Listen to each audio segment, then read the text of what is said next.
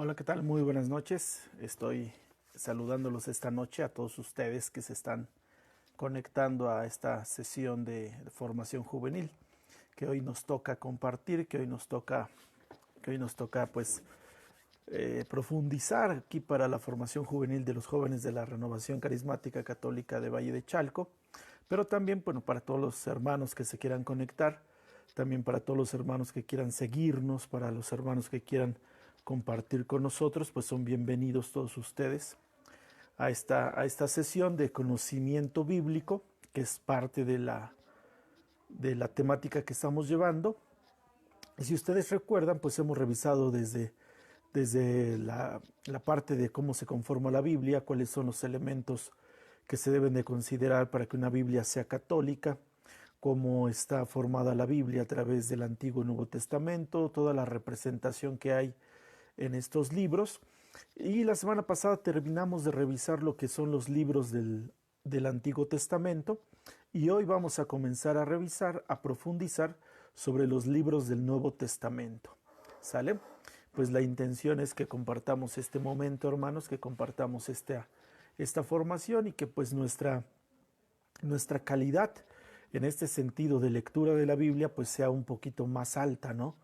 Porque también hay que reconocer que muchos de nosotros tenemos, como católicos, tenemos esa pequeña desventaja o tenemos esa flaqueza, que en conocimiento o en profundización bíblica, pues sí tenemos ahí algunos detallitos que no nos gusta leer, que no nos gusta indagar más y que evidentemente eso pues no fortalece nuestra fe, sino que la debilita. Sí, entonces pues vamos a participar de esta formación. Les doy la más cordial bienvenida a todos ustedes, hermanos que nos están siguiendo a través de esta formación en Facebook. Pues sean bienvenidos, son cordialmente bienvenidos a nombre de la Renovación Carismática de Valle de Chalco. Y pues vamos a ir platicando entonces en esta parte sobre este asunto, ¿no? Sobre esta parte importante de conocer el Nuevo Testamento. Ya revisamos el Antiguo Testamento, ya revisamos esa parte primera de la Biblia, cómo Dios establece la primera alianza con su pueblo. Ya vimos cómo Dios va llevando a través de estos libros del Antiguo Testamento, pues el crecimiento de su pueblo hasta llegar precisamente a la perfección en Jesucristo, que ahora ya en el Nuevo Testamento, pues el Antiguo Testamento tiene su pleno cumplimiento. Ya en el Nuevo Testamento, todo lo que se había dicho en el Antiguo Testamento se ha cumplido a través del Nuevo Testamento, específicamente a través del nacimiento de Jesús, específicamente a través de ese encuentro ya de Jesús con los hombres, el Emanuel, Dios con nosotros, ese Emanuel que está en medio de nosotros, que vino como uno de nosotros y que se sacrificó por nosotros para que nosotros pudiéramos tener acceso a la casa del Padre y ese regreso a la comunión con Dios. Entonces, el Antiguo Testamento tiene su pleno cumplimiento en Jesucristo, ¿sí? Y Jesucristo inaugura el Nuevo Testamento. Entonces, de ahí no tenemos que salirnos, hermanos. Si nosotros en algún momento nos referimos al Antiguo Testamento, es que estamos justificando y fundamentando que Jesucristo le vino a dar un escritura. Y entonces, al darle un cumplimiento perfecto a la escritura, Jesucristo nos viene a enseñar cuál es precisamente esa verdad del Antiguo Testamento que se cumple en el Nuevo. Sí, porque hay hermanos que de repente pues no quieren leer el Antiguo Testamento porque se encuentran con un Dios muy celoso, con un Dios justiciero, con un Dios que provoca guerras. Incluso muchos de esos argumentos los echan en contra de la Iglesia Católica, donde nos dicen que pues como Dios iba a ser un Dios vengativo, un Dios de venganza, un Dios de guerra. Bueno, ese Dios del Antiguo Testamento estableció eso, Yahvé el Padre estableció eso como un mecanismo para ir formando su pueblo, para educarlo, para irlo consolidando. Pero también es bien cierto que cuando viene Jesús, Jesús ya nos explica las escrituras de tal manera que lleguemos a una perfecta comprensión de lo que Dios hizo en el Antiguo Testamento, que se refleja en el Nuevo Testamento para el cumplimiento total de la escritura, ¿no? Entonces, esa es la parte importante, ¿sí? Esa es la parte importante. No podemos hablar del Nuevo Testamento si no hemos revisado precisamente que todo esto tiene su funcionalidad en él. Bueno, no su funcionalidad, perdón. Tiene su justificación, su fundamentación en el Antiguo Testamento. ¿Sale, hermanos? Bueno, pues ya, si ya estamos listos, si ya estamos en este caso listos, pues tengamos ahí a un ladito nuestra Biblia, tengamos a un ladito ahí un librito, un cuadernito para anotar, si es que acostumbran a hacer notas, si es que acostumbran a llevar una relación de notas más, más formal, adelante, ¿no? Adelante, adelante, para que podamos, pues precisamente ir nosotros compartiendo esta parte, ¿no? Para que podamos ir compartiendo este momento. Bien, bueno, vamos entonces a empezar con esto. El Nuevo Testamento tiene 27 libros, 27 libros. ¿Sale? Eso ya lo hemos dicho en sesiones pasadas. De estos 20 se dividen o se clasifican de la siguiente manera. Son cuatro evangelios que corresponden a los evangelios de Mateo, Marcos, Lucas y Juan. 4 evangelios. Luego viene un libro que se llama Hechos de los Apóstoles, escrito por San Lucas. Y luego vienen las cartas paulinas. Se les llama cartas paulinas porque las escribió San Pablo, de ahí su nombre de cartas paulinas. Son las cartas escritas por San Pablo. Entonces, estas son 13 cartas escritas por San Pablo. Luego vienen las cartas católicas o también llamadas cartas universales.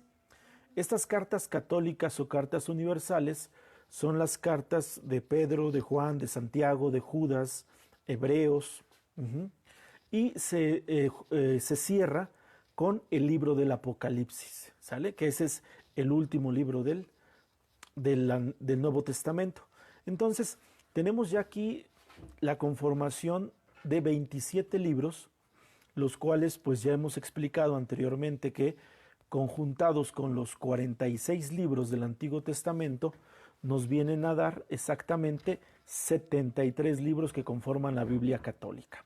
Bien, entonces, saliendo y surgiendo de aquí, vamos a empezar entonces con Evangelios, de tiempo, el libro de los Hechos de los Apóstoles, en esta primera sesión. La siguiente semana revisaremos las cartas de San Pablo, las cartas paulinas, que son las que escribió San Pablo, y cerraremos en una tercera semana con las cartas universales y el libro del Apocalipsis. ¿Sale? Entonces, si no hay pues ninguna otra apreciación, saben ustedes que pueden enviarme sus comentarios a través del chat, sus preguntas, y primeramente Dios, si tenemos la respuesta, la respondemos, y si no, al final de la transmisión les respondo sus dudas, les respondo aquello que tengan como alguna pregunta, ¿sale? Bien, entonces decimos que el Nuevo Testamento es el cumplimiento del Antiguo Testamento en Jesucristo, y esta revelación está contenida en los 4 evangelios, libro de los Hechos de los Apóstoles, las 13 cartas de San Pablo o cartas paulinas, las cartas católicas o cartas universales y el libro del Apocalipsis. ¿Sale? Entonces lo vamos a revisar eso en 3 semanas más. Hoy empezamos con los evangelios y, si Dios permite, con Hechos de los Apóstoles. Bien, vamos a empezar entonces por los evangelios.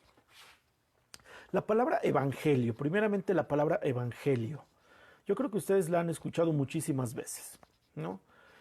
Porque nos referimos a los evangelios y nos referimos a la palabra de Dios, porque los evangelios los relacionamos completamente con la iglesia.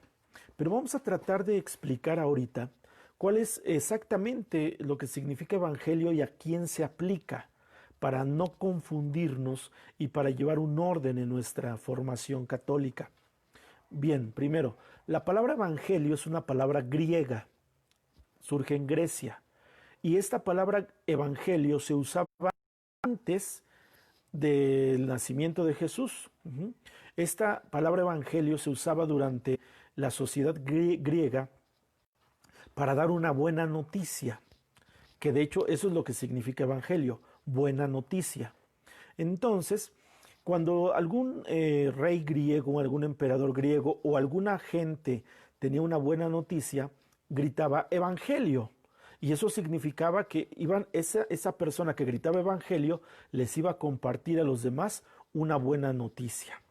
Entonces, el evangelio, la palabra evangelio viene de evangelion, que significa buena noticia, buena nueva. Es decir, algo nuevo, algo trascendente, algo diferente, algo que te va a hacer bien a ti, que me va a hacer bien a mí. Entonces, de ahí se retoma esa buena nueva para describir la vida de Jesucristo a través de 4 escritores. Sale entonces, cuando alguien dice evangelio, lo que está diciendo es: te tengo buenas noticias. Te tengo una noticia buena, te tengo una noticia trascendente, te traigo algo bueno, algo que te va a hacer bien. Ese es el significado de la palabra evangelio. Entonces, el evangelio no lo tenemos que reducir únicamente a una lectura que viene en un libro y que nos dan como un recetario moral, no. El evangelio lo tenemos que asumir como una buena nueva que Dios nos está dando en este momento porque quiere transformar nuestra vida. Es una buena nueva, una buena noticia que va a resolver un problema que tú tienes, que te va a ayudar a entender una situación que tú estás pasando. Por eso cuando el evangelio, eso significa buena noticia para el que le esté escuchando. ¿Qué tienes ahorita? ¿Necesidades en tu casa? ¿Enfermedades? ¿Situaciones económicas? Pues cuando yo te digo evangelio, te estoy diciendo: tengo buenas noticias para ti, tengo buenas noticias que darte a tu situación. Por eso es importante que el evangelio lo trascendamos a nuestra situación particular y a nuestra situación social, que no se quede empolvado como si fuera el capítulo de un libro que tenemos que leer y que hemos leído muchas veces y que ya me sé incluso hasta el orden en el que viene, si es que lo leo, o que lo veamos como un mito, una leyenda, una metáfora que simplemente he escuchado muchas veces, que he visto en películas, pero que no me interesa por leerlo. Y evidentemente el que transmite el evangelio lo tiene que transmitir como una buena nueva. No lo va a transmitir como si estuviera contando un cuento, no lo va a transmitir como si estuviera declamando una poesía. El evangelio se transmite así, como buena noticia. Yo te digo que tengo una buena noticia, ¿qué sucede? Debo de estar alegre, debo de estar contento, debo de saberme liberado, debo de saberme acompañado. Y a ti te tengo que crear una expectativa de recibir algo positivo en tu vida, de recibir una respuesta, de recibir una solución a tu problema. Entonces el evangelio es eso. Eso precisamente es la parte del evangelio. Una buena nueva, que eso es lo que significa. Evangelio significa buena nueva, buena noticia. Te vengo a dar algo que te va a hacer bien. Te traigo una noticia buena. ¿Sale? Entonces, eso es lo que significa evangelio. Y evidentemente, la palabra evangelio se empezó a usar por los apóstoles cuando empezaron a predicar a Jesucristo muerto y Jesucristo resucitado. Y le empezaron a decir a la gente: les traemos buenas noticias. Les traemos esta buena noticia para ustedes que están pasando esto. Les traemos esta buena noticia para ustedes que están sufriendo. Les traemos buena noticia a su enfermedad. Y entonces, de ahí se le quedó la palabra griega evangelion a la proclamación del evangelio, que en sí es. ¿Sale? Entonces, hay que recordar algo.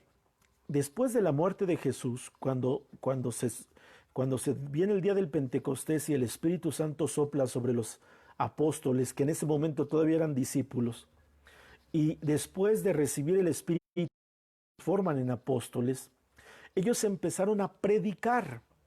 Ellos empezaron predicando. De hecho, el libro de los apóstoles, el Hechos de los Apóstoles, capítulo 2, nos narra cómo el día del Pentecostés. Y en el capítulo 3 nos narra qué pasó inmediatamente después de que recibieron el Espíritu Santo los apóstoles, donde Pedro y Juan van a predicar, ¿sale? Y la predicación se hace de forma oral, se hace hablada, no había nada escrito. Entonces, cuando se llegaba a una comunidad, a un grupo, a una casa a predicar, se empezaba con la palabra evangelio, buenas noticias, y esto hacía que la gente se reuniera. Esto alertaba a la gente y dice, evangelio, buena noticia, voy a ver de qué se trata. Algunos por curiosidad, otros porque se sentían atraídos. Entonces, cuando decimos evangelio, a ver si tengo problemas con la transmisión, se acaba de ir la energía. Entonces, posible transmisión, se me corte la transmisión, se acaba de ir la señal, me quedo solamente con datos del teléfono, pero entonces espero que esto no implique que no podamos continuar, ¿sale? Bueno, hasta donde pueda, voy a tratar de extender específicamente para Jesucristo. Los apóstoles, entonces, a ver, ya estamos de regreso, ya parece ser que se estableció nuevamente la energía eléctrica, parece ser que otra vez ya tenemos contacto, ya tenemos la conexión. Bueno, vamos a esperar entonces ahorita que no haya problemas en esta transmisión. Y hablábamos entonces que el Evangelio es la buena noticia. Y el Evangelio tiene en Jesús, únicamente se usa en Jesús, no se usa en nadie más. El Evangelio son los hechos y las palabras de Jesús, exclusivamente de Jesús, palabras y hechos de Jesús. Entonces, es el Evangelio el que se nos transmite, es el Evangelio el que se nos da como las buenas nuevas de Jesús, como lo que Jesús hizo para que nosotros alcanzáramos esta salvación que ya nos dio Jesús. Entonces, los primeros discípulos, los primeros apóstoles, predicaron el Evangelio, es decir, predicaban a Jesús. Cuando tú escuches hablar de Evangelio, estamos refiriéndonos a las palabras de Jesús en favor de nuestra salvación. ¿Sale? Entonces, estos evangelios se proclamaron primero verbalmente, oralmente. No se escribieron de forma inmediata cuando Jesús muere. Esto es bien importante. Los evangelios se dan, los evangelios surgen después escritos. Primeramente los evangelios son orales, son hablados esos evangelios. Esos evangelios entonces son orales, ¿sí? El evangelio es oral en primera instancia y ya viene a ser escrito en una situación posterior. Eso hay que tenerlo presente porque muchas veces pensamos que así como Jesús iba haciendo milagros, así iban redactando los evangelistas. No. Primeramente se transmitieron de forma verbal. Cuando Jesús muere, viene el Pentecostés, te decía, y viene la predicación. ¿Cuánto tiempo duraron los discípulos predicando antes de escribir el Evangelio? Pues más o menos unos 30 años. ¿Sí? Los primeros 30 años de la Iglesia Católica después del Pentecostés fueron verbales, fueron orales. Es decir, la proclamación se hacía de forma verbal. Esto hay que considerarlo. El primer evangelio, que es el de San Marcos, viene más o menos hasta el año 64, es cuando se escribe, ¿sí? Entonces, más o menos pasaron 31 años para que surgiera el primer evangelio. Entonces, durante 30 años la iglesia lo proclamó verbalmente, lo proclamó a través de la palabra, lo proclamó a través del discurso, de la oratoria. Esto llévatelo. Entonces, esta es la realidad del evangelio. Primero fue verbal. ¿Y qué poder tenía la palabra? Que podía realizar milagros, signos y señales como las que hacía Jesús. Ya después, ahorita te explico cómo surge esto. Ya después, cuando mueren los últimos apóstoles, cuando muere Pedro, cuando muere Pablo, las comunidades que ellos habían formado tienen que crecer y tienen que seguir creciendo, y es cuando empieza ahora sí la redacción de los evangelios y de las cartas. Ahorita te explico algunas cosillas por ahí, Pero lo que primero que quiero que se quede claro es que primeramente fue oral. El evangelio se transmitió de manera oral, de manera verbal, ¿sí? 30 años duró la predicación verbal de los evangelios, 30 años. Bien, ahora, la Iglesia Católica únicamente reconoce cuatro evangelios. Dice Gaby Contreras, Marcos, ¿de quién era discípulo para poder? Marcos, ¿de quién era discípulo para poder su evangelio? Marcos fue el evangelio de San Marcos y ahorita te lo explico, para no salirme del contexto y te lo puedo explicar mejor. Entonces decíamos que la Iglesia Católica únicamente reconoce 4 evangelios como canónicos. ¿Qué quiere decir esto? Que los 4 evangelios que tenemos en la Biblia los autoriza la Iglesia Católica porque son los evangelios que más se apegan a la verdad de Jesús, a la verdad histórica y a la verdad teológica. A ver, esto es importante. Los 4 evangelios son los que se apegan más a la verdad histórica y a la verdad teológica. La verdad histórica es aquella que da fe de que realmente Jesús existió en un tiempo, en un lugar, y que tuvo discípulos que continuaron su obra y que fueron testigos directos de lo que Jesucristo hizo y que después lo pusieron por escrito. Esa es la verdad histórica. Y la verdad teológica es que en Jesús se cumple la antigua alianza, que es el Antiguo Testamento, se cumple en Jesús como el Mesías y se extiende a la universalidad. Origen así a la Iglesia Católica. ¿Por qué hay evangelios que son apócrifos, es decir, que no forman parte de la Biblia? Porque esos evangelios no cumplían con estas 2 cualidades, de que fueran históricos y de que conformaran una verdad teológica. Por ejemplo, ya habíamos mencionado, está un evangelio de Judas que por ahí salió hace unos 10 años y le dieron mucha fama en canales como National Geographic o History Channel. Está el evangelio de María Magdalena, protoevangelio de Santiago. Estos son evangelios apócrifos, es decir, no pasaron la prueba de la verdad histórica ni pasaron la prueba de la verdad teológica y por eso fueron rechazados del canon bíblico. Entonces, los 4 evangelios, Marcos, Mateo, Lucas y Juan, tienen las condiciones de la verdad histórica y de la verdad teológica para ser incluidos dentro del canon de la Iglesia Católica. ¿Sale? Entonces, hasta ahí creo que vamos bien. Y entonces, estos 4 evangelios son los únicos que reconoce la Iglesia Católica. Amén. Bueno, ahora, te decía yo hace un momento que primeramente Jesús realizó signos y realizó señales. Jesucristo no escribió nada.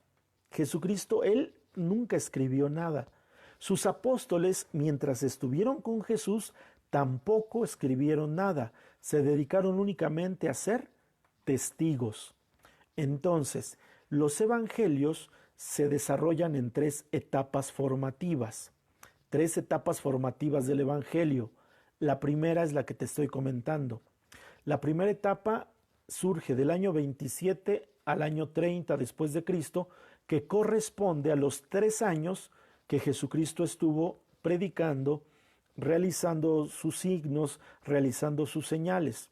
Es desde que Jesús fue bautizado hasta que Jesús resucitó.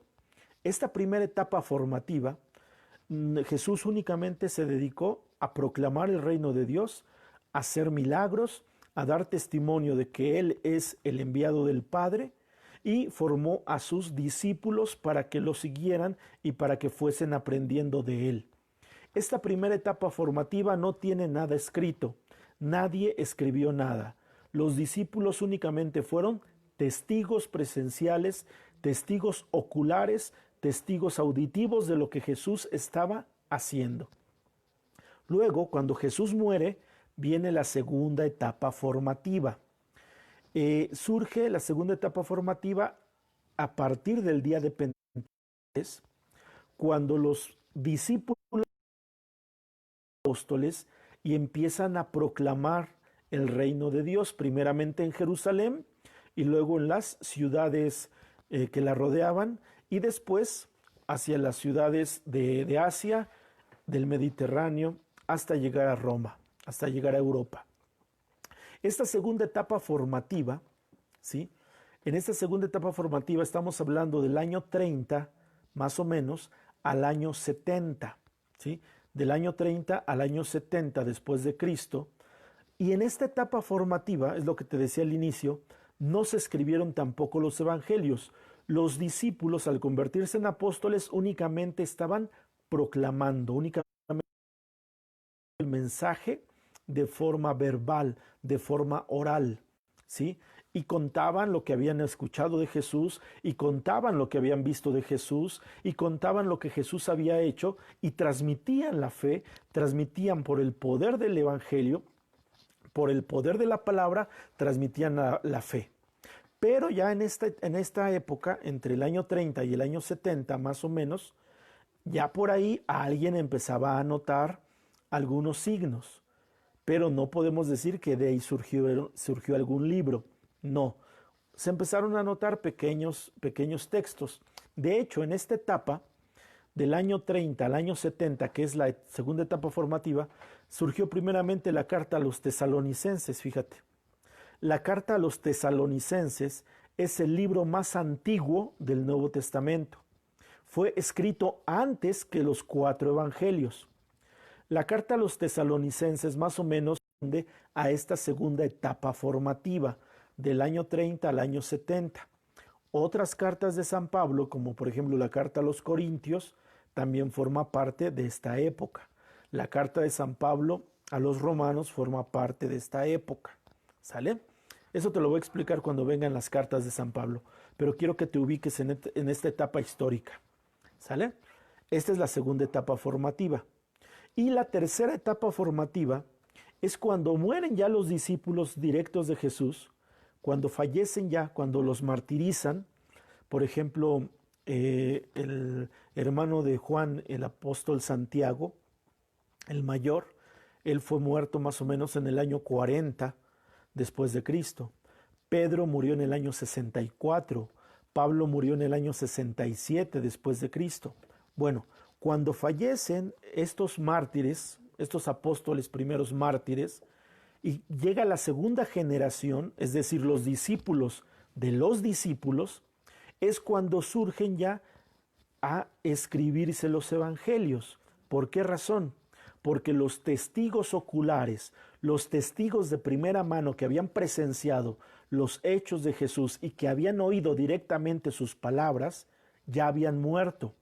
Y entonces, para guardar el depósito de la fe, es decir, para que esa verdad quedara permanente, fue que empezaron a escribirse los evangelios para transmitirse a las comunidades que los apóstoles habían dejado y a las comunidades que iban a surgir después.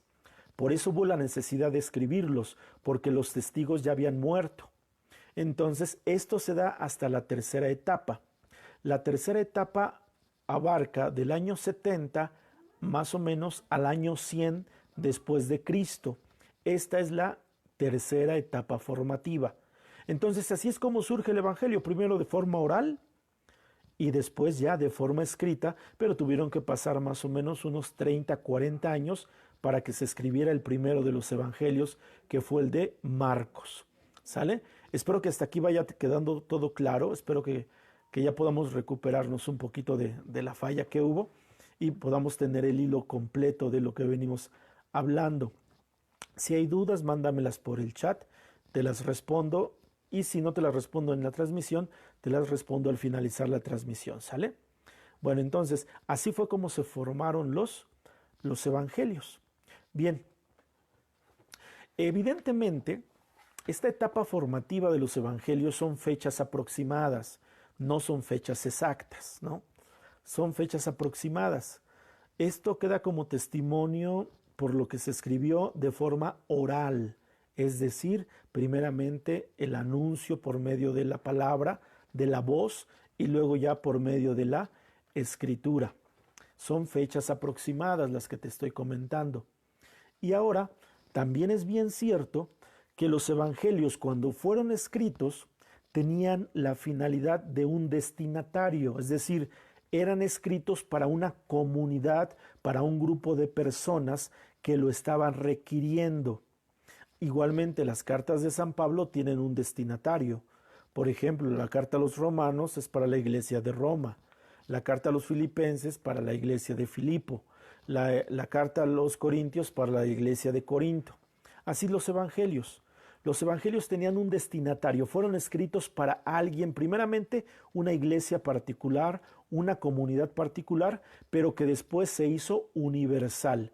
Como fue creciendo, esta iglesia universal, que ahora es la iglesia católica, evidentemente acepta estos evangelios como válidos, pero en primer momento fueron usados para que se leyeran en una determinada comunidad, en una determinada iglesia, en un determinado grupo de personas. Ahora, considera que después del año más o menos, esto fue por el año 70, el templo de Jerusalén fue destruido por los romanos, ¿sale? Entonces esto hizo que muchos judíos se dispersaran, ¿no? Que muchos judíos huyeran. Bueno, esto hizo que muchos judíos también se convirtieran. Ese es un detalle. Entonces, estos evangelios fueron hechos para motivar a esos judíos que eran perseguidos y que también en Roma, por ejemplo, Pedro fue perseguido por Nerón, igual que Pablo. Es decir, en Roma también hubo persecución. Bueno, entonces estos evangelios fueron también escritos para motivar, para impulsar esas comunidades que estaban siendo perseguidas, que estaban siendo acorraladas, para acallar la fe, ya sea por el pueblo judío o por el pueblo romano, ¿no? Entonces, no perdamos de vista eso, que son fechas aproximadas, no son fechas exactas, y que se escribieron a una comunidad en específico para motivar, para impulsar, para decirles no están solos, para mostrarles lo que Jesús había hecho. ¿Sale? Bueno, entonces, esos son los fundamentos de esta etapa formativa. Ahora, ¿qué relación tienen los evangelistas con la simbología bíblica? A ver, con la simbología bíblica. Si tú lees el libro de Ezequiel capítulo 1 versículo 5 o lees Apocalipsis 4, 6, cualquiera de los dos, repito, Ezequiel 1, 5 o Apocalipsis 4, 6, uno es un libro del Antiguo Testamento, Ezequiel, y Apocalipsis es un libro del Nuevo Testamento. Estamos hablando de del completo de la historia de la salvación. Bueno, si tú lees alguno de estos textos, vamos, por ejemplo, a buscar Ezequiel 1.5. Vamos a leer Ezequiel. ¿Sale? Vamos a encontrar el fundamento de los símbolos que tenían o que tuvieron en este caso los evangelistas. Son 4 evangelistas y están relacionados con el siguiente símbolo.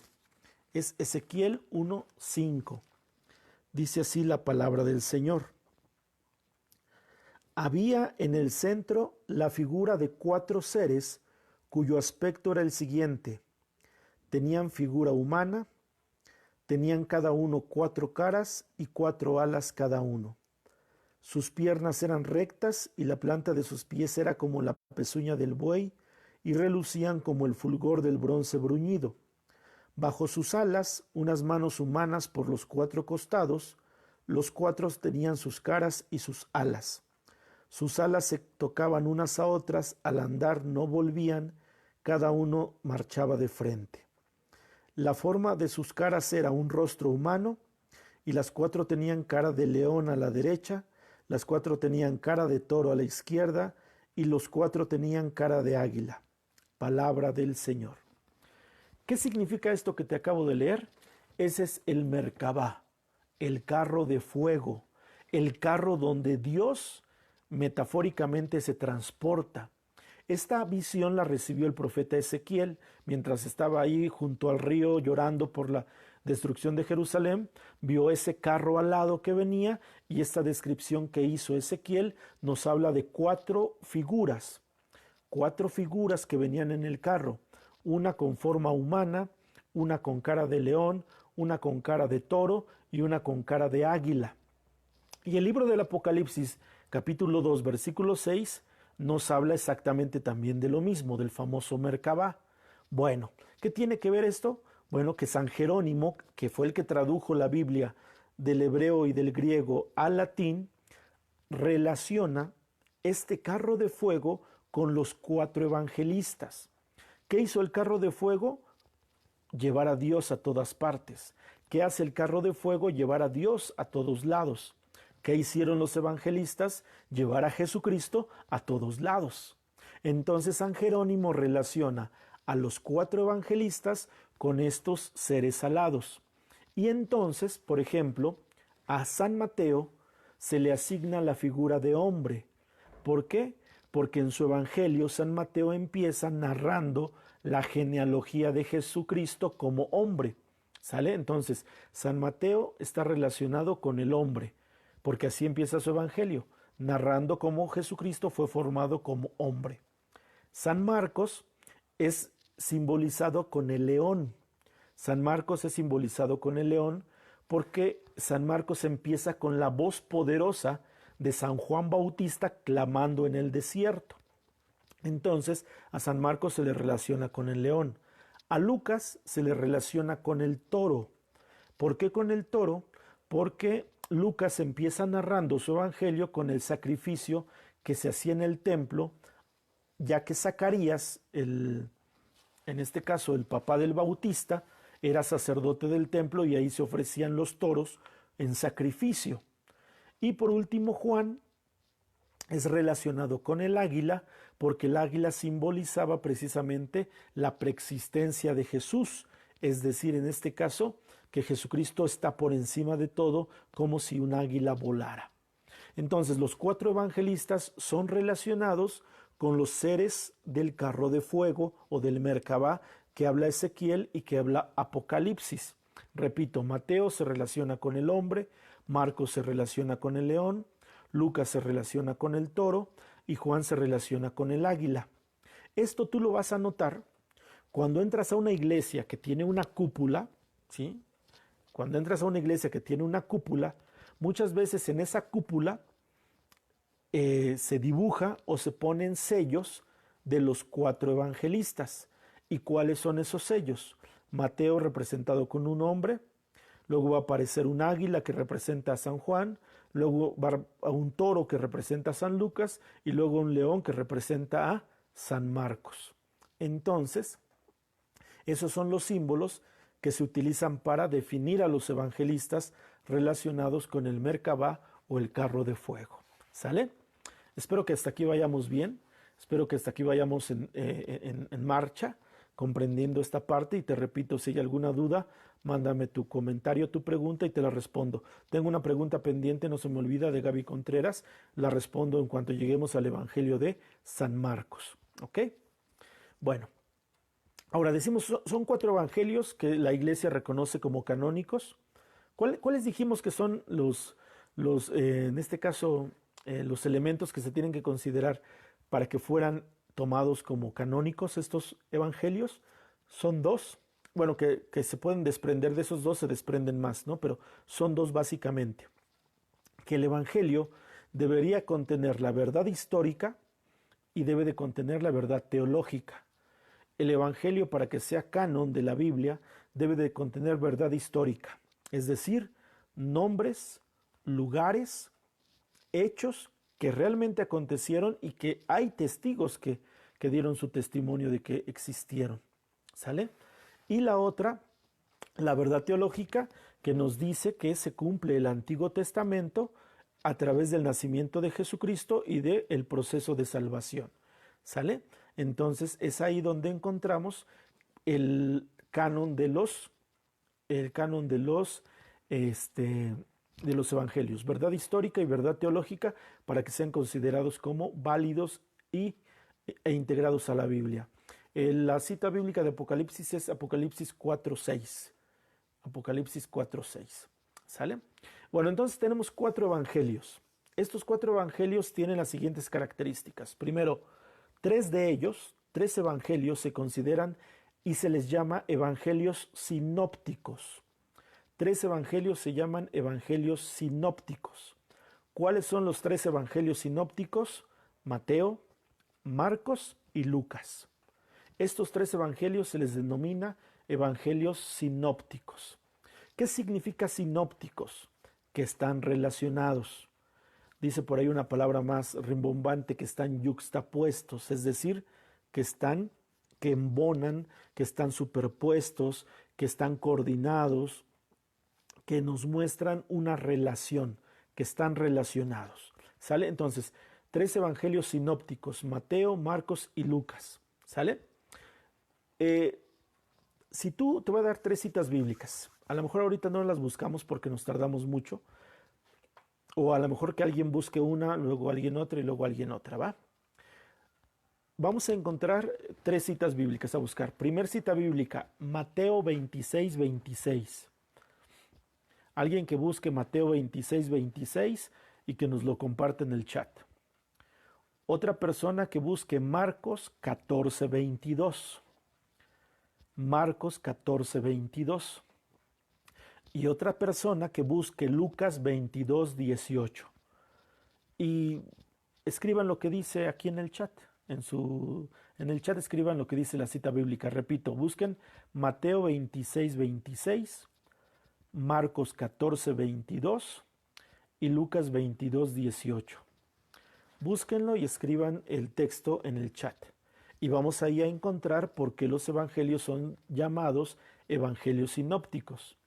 Repito, los evangelios sinópticos es Mateo, Marcos y Lucas. 3 evangelios sinópticos.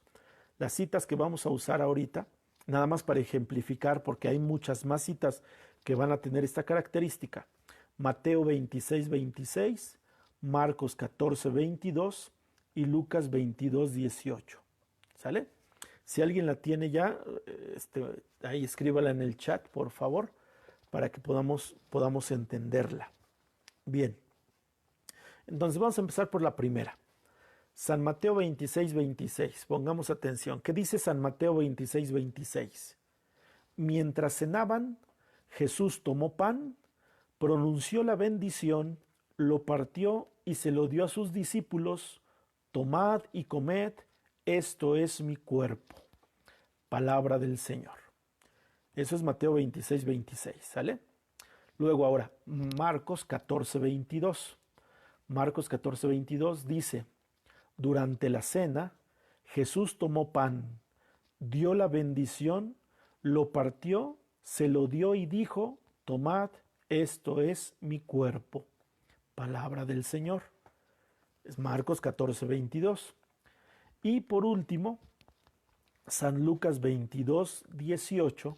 San Lucas 22, 18 dice: después tomó pan, dio gracias, lo partió y se lo dio diciendo: esto es mi cuerpo que se entrega por vosotros, haced esto en memoria mía.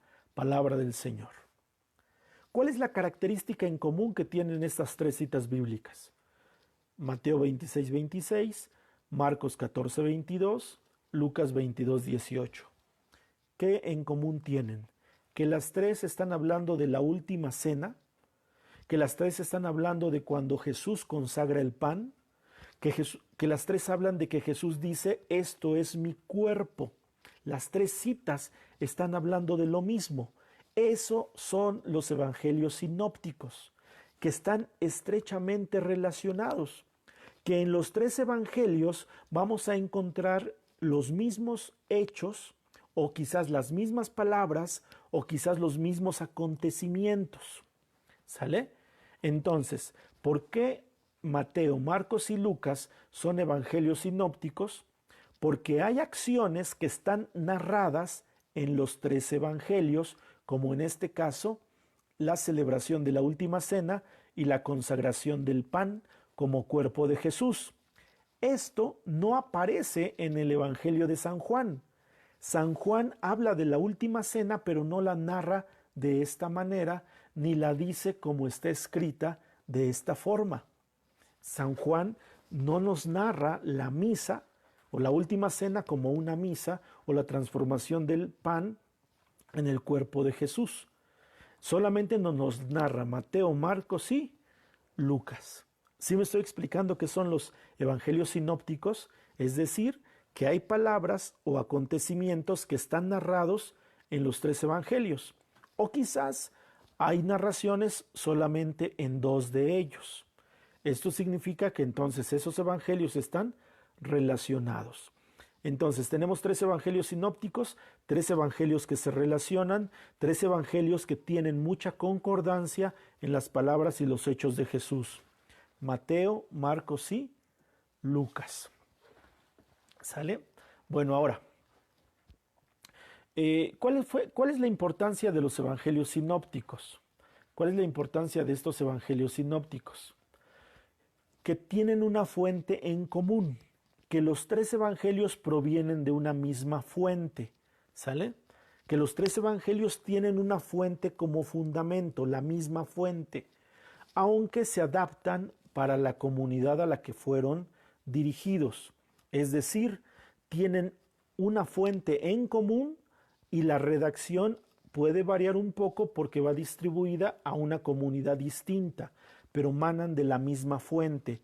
Esa es la importancia de los evangelios sinópticos, que nacen de una misma fuente, de un mismo testimonio surgen estos 3 evangelios sinópticos, de una misma persona que está dando testimonio, sirve para escribir estos 3 evangelios para sus respectivos destinatarios.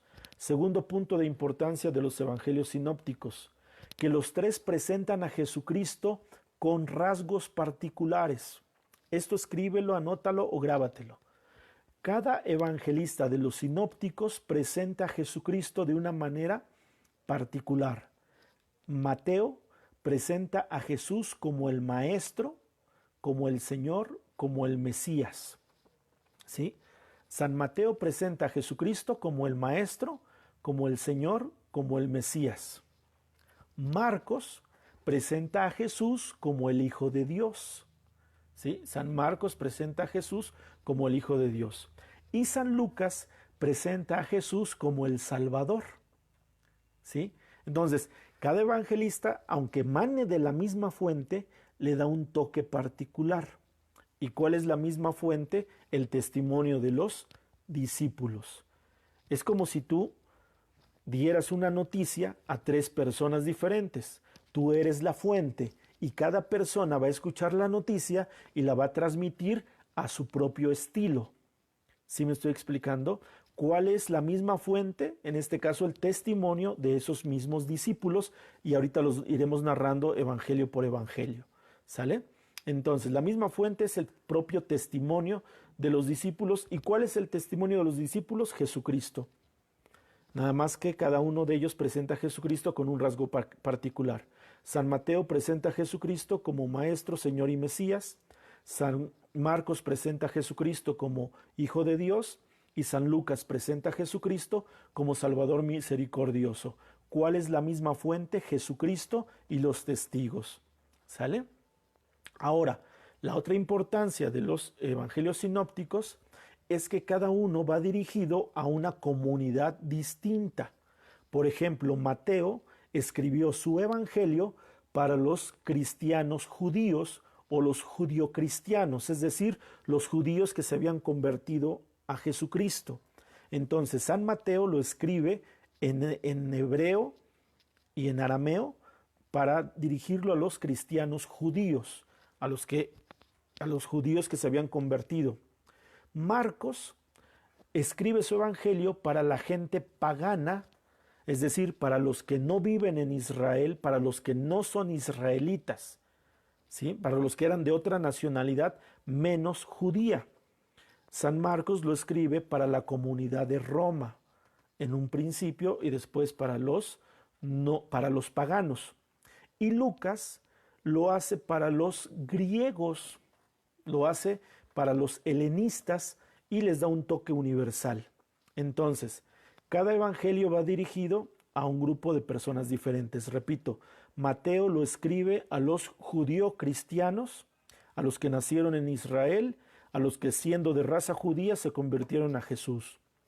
Marcos lo escribe para la gente de origen pagano, para aquellos que no son judíos, que nacieron o que se convirtieron pero no nacieron en Israel ni pertenecen al pueblo de Israel.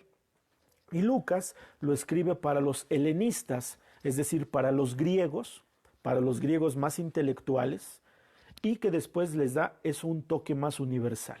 Entonces, esa es la importancia de los sinópticos. Si te das cuenta, los evangelios sinópticos están abarcando a la totalidad de la población de aquel tiempo. Por eso son importantes, porque cada evangelista le dio un toque al testimonio de Jesús dirigido a la comunidad donde ellos querían evangelizar. Y entonces con estos 3 evangelios se llega a cubrir la totalidad de ese mundo antiguo, de los países que conformaban ese mundo antiguo, ¿sale? Espero que con esto quede clara la pregunta y quede claro el asunto. Dice Lenita, el estilista, dice a Lucas 22:19, que ya lo referimos. Gaby Contreras, Lucas era muy inteligente. Lucas era de profesión médico y muy inteligente, muy metódico.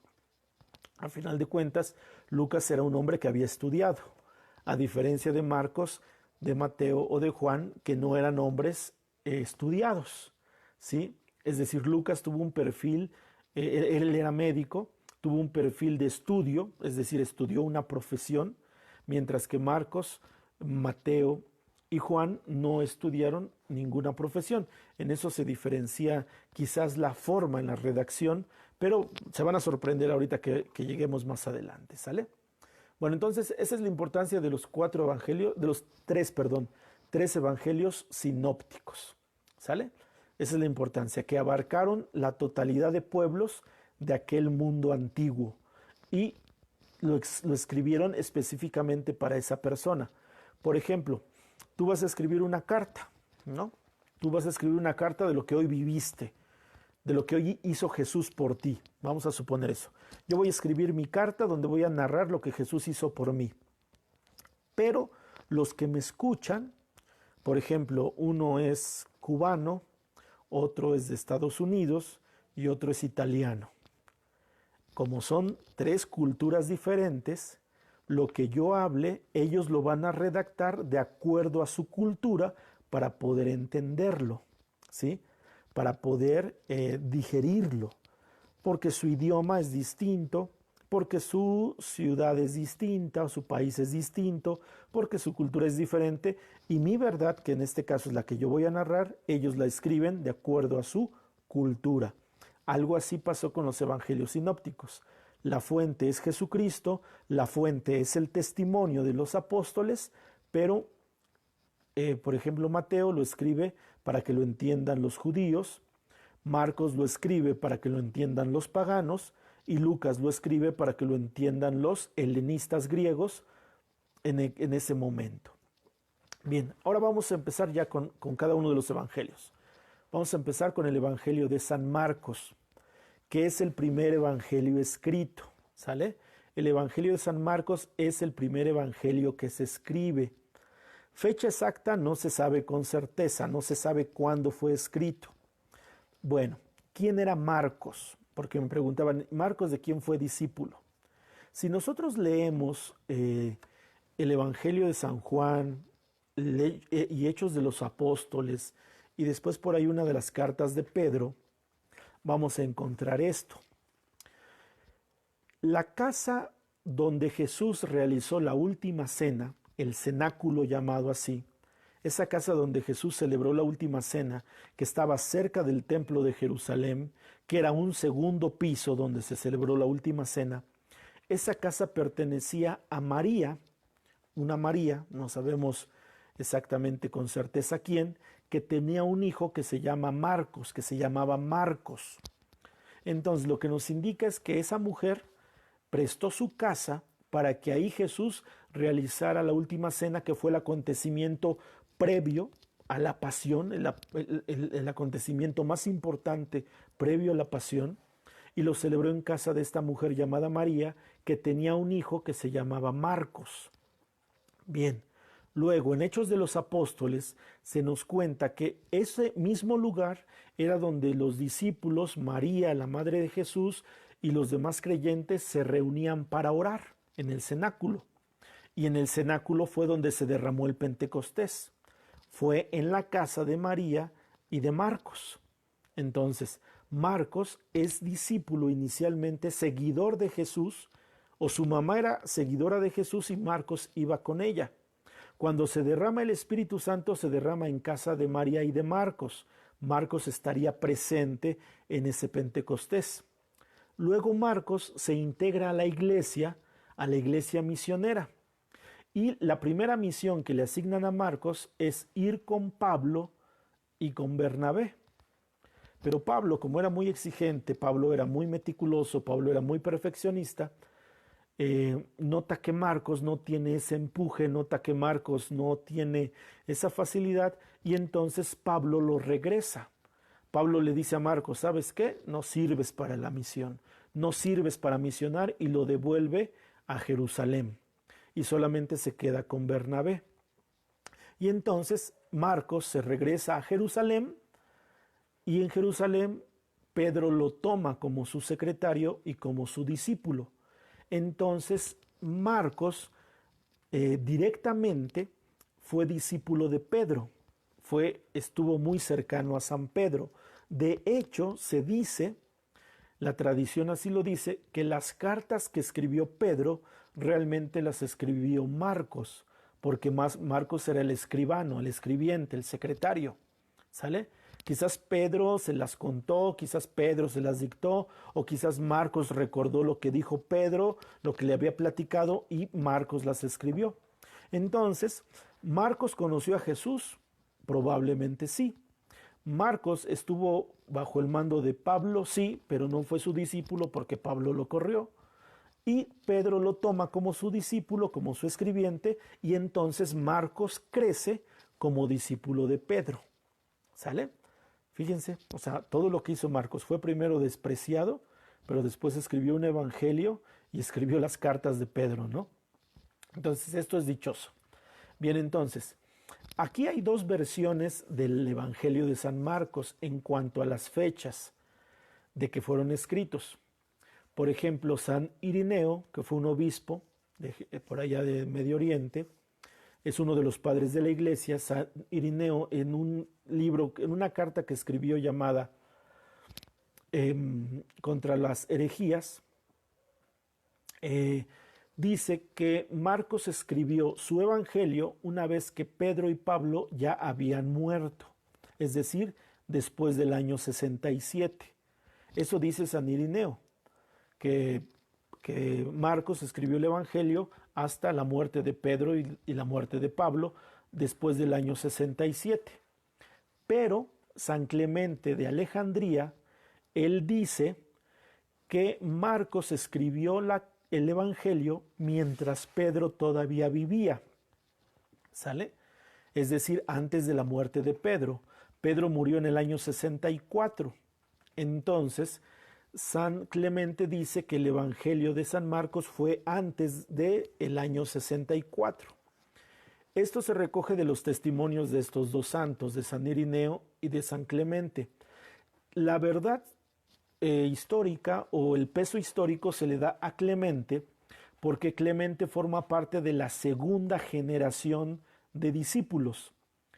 Clemente fue discípulo de Pedro. Entonces Clemente pudo haber conocido a Marcos, en tanto que San Irineo fue de la tercera generación, es decir, una generación después.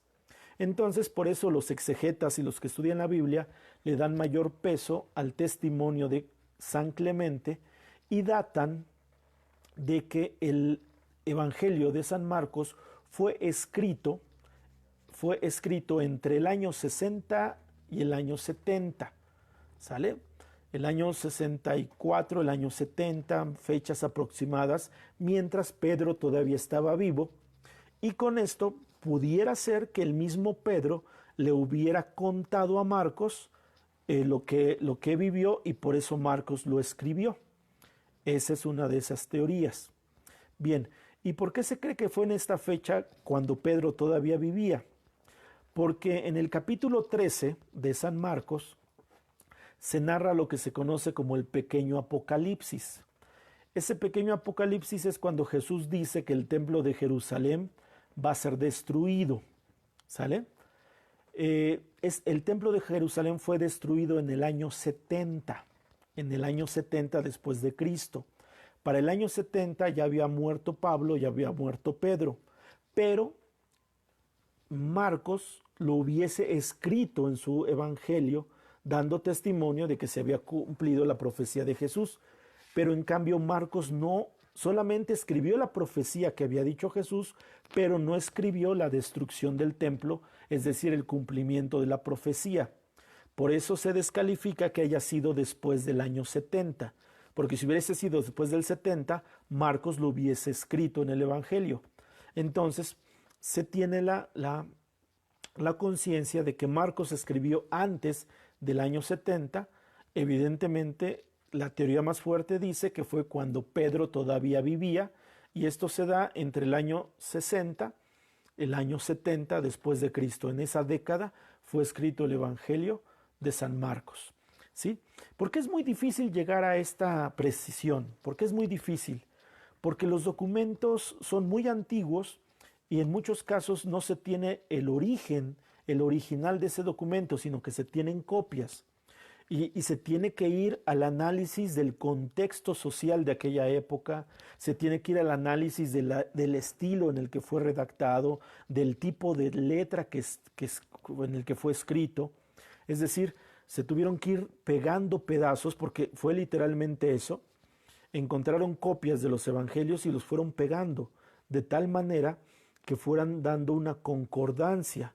Y comparaban letra, comparaban tipo de material, comparaban estilos de escritura, y con esto fue que llegaron a ese tipo de determinación. No hay una precisión, pero sí hay un aproximado en los años. Entonces, San Marcos, el Evangelio de San Marcos fue escrito entre el año 60, el año 70 después de Cristo, y cuando Pedro todavía vivía. Esa es lo que dice la teoría más replicada, la teoría más fuerte. ¿Sale?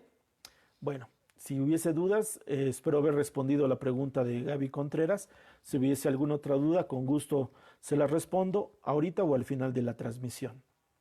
Ahora, el Evangelio de San Marcos tiene la virtud de que fue el primer evangelio, fue el que le dio nombre a evangelio, al género literario conocido como evangelio.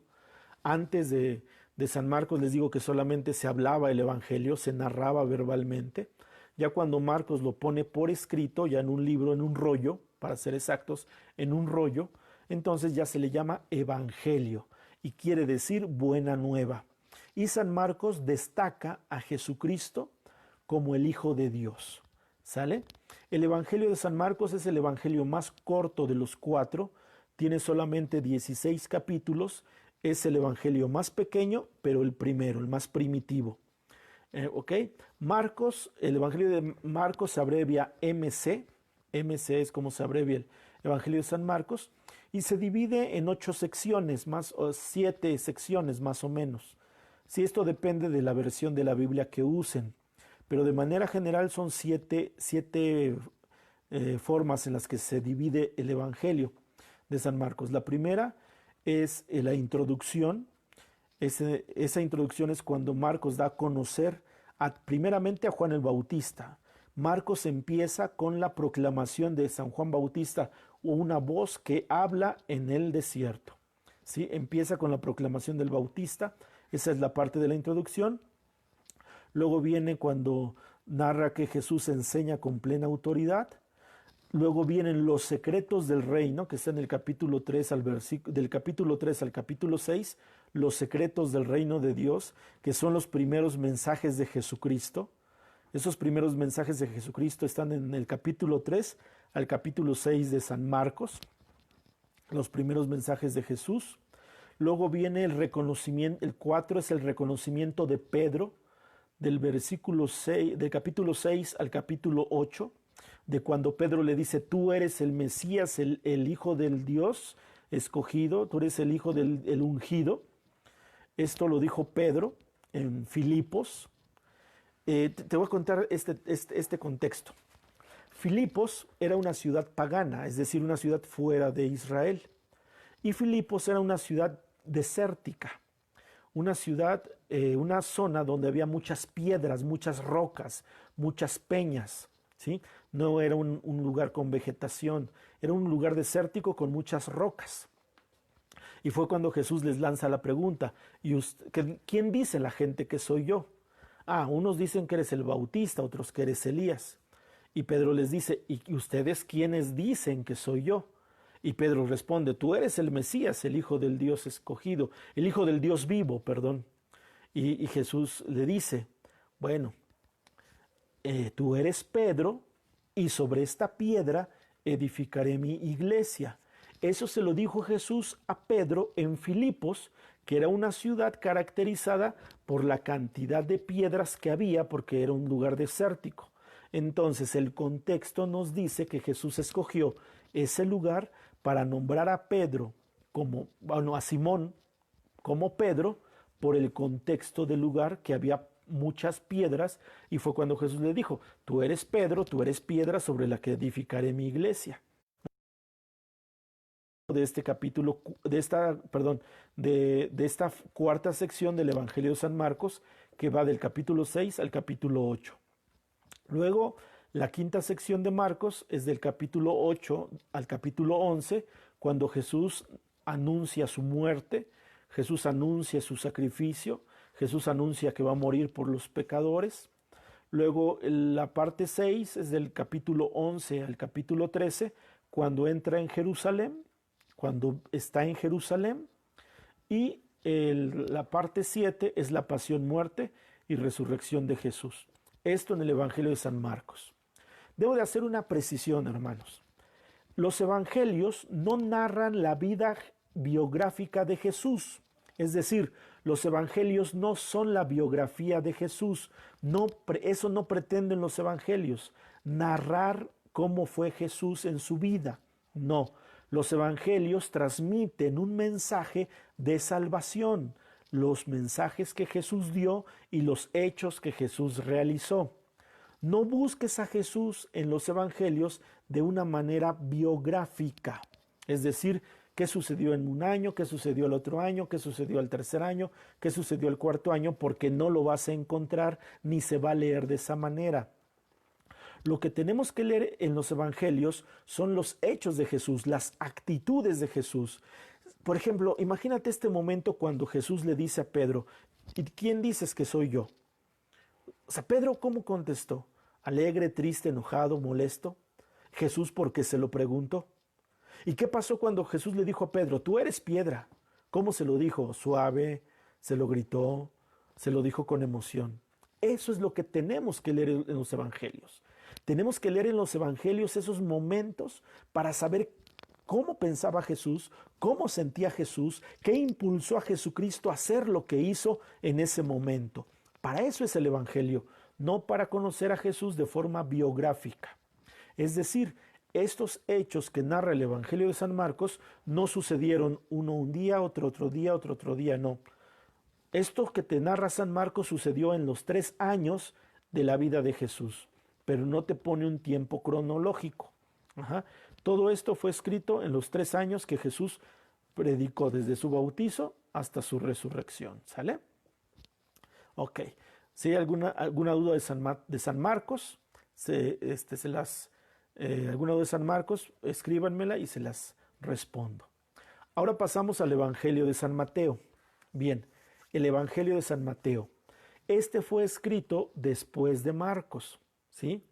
De hecho, muchos exegetas, que son los que se dedican a estudiar, en este caso, el porqué de la Biblia, muchos exegetas dicen que San Mateo se basó en Marcos para escribir su Evangelio, y puede ser verdad. ¿Por qué?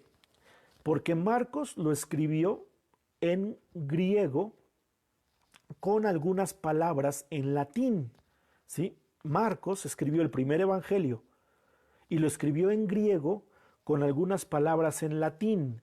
Eso nos indica que lo escribió para una comunidad que estaba fuera de Israel, que hablaba griego y que hablaba latín, greco-latino, para una comunidad greco-latina. Y esa es la comunidad de Roma, la más famosa, ¿no? La comunidad grecolatina más famosa es Roma, dentro del Imperio Romano, exactamente. Entonces, Marcos escribió a los romanos grecolatinos que se habían convertido a Jesús, les escribió el Evangelio. Y entonces de ahí dicen que cuando Mateo leyó el Evangelio de Marcos, quiso hacer lo mismo, pero para la comunidad judía.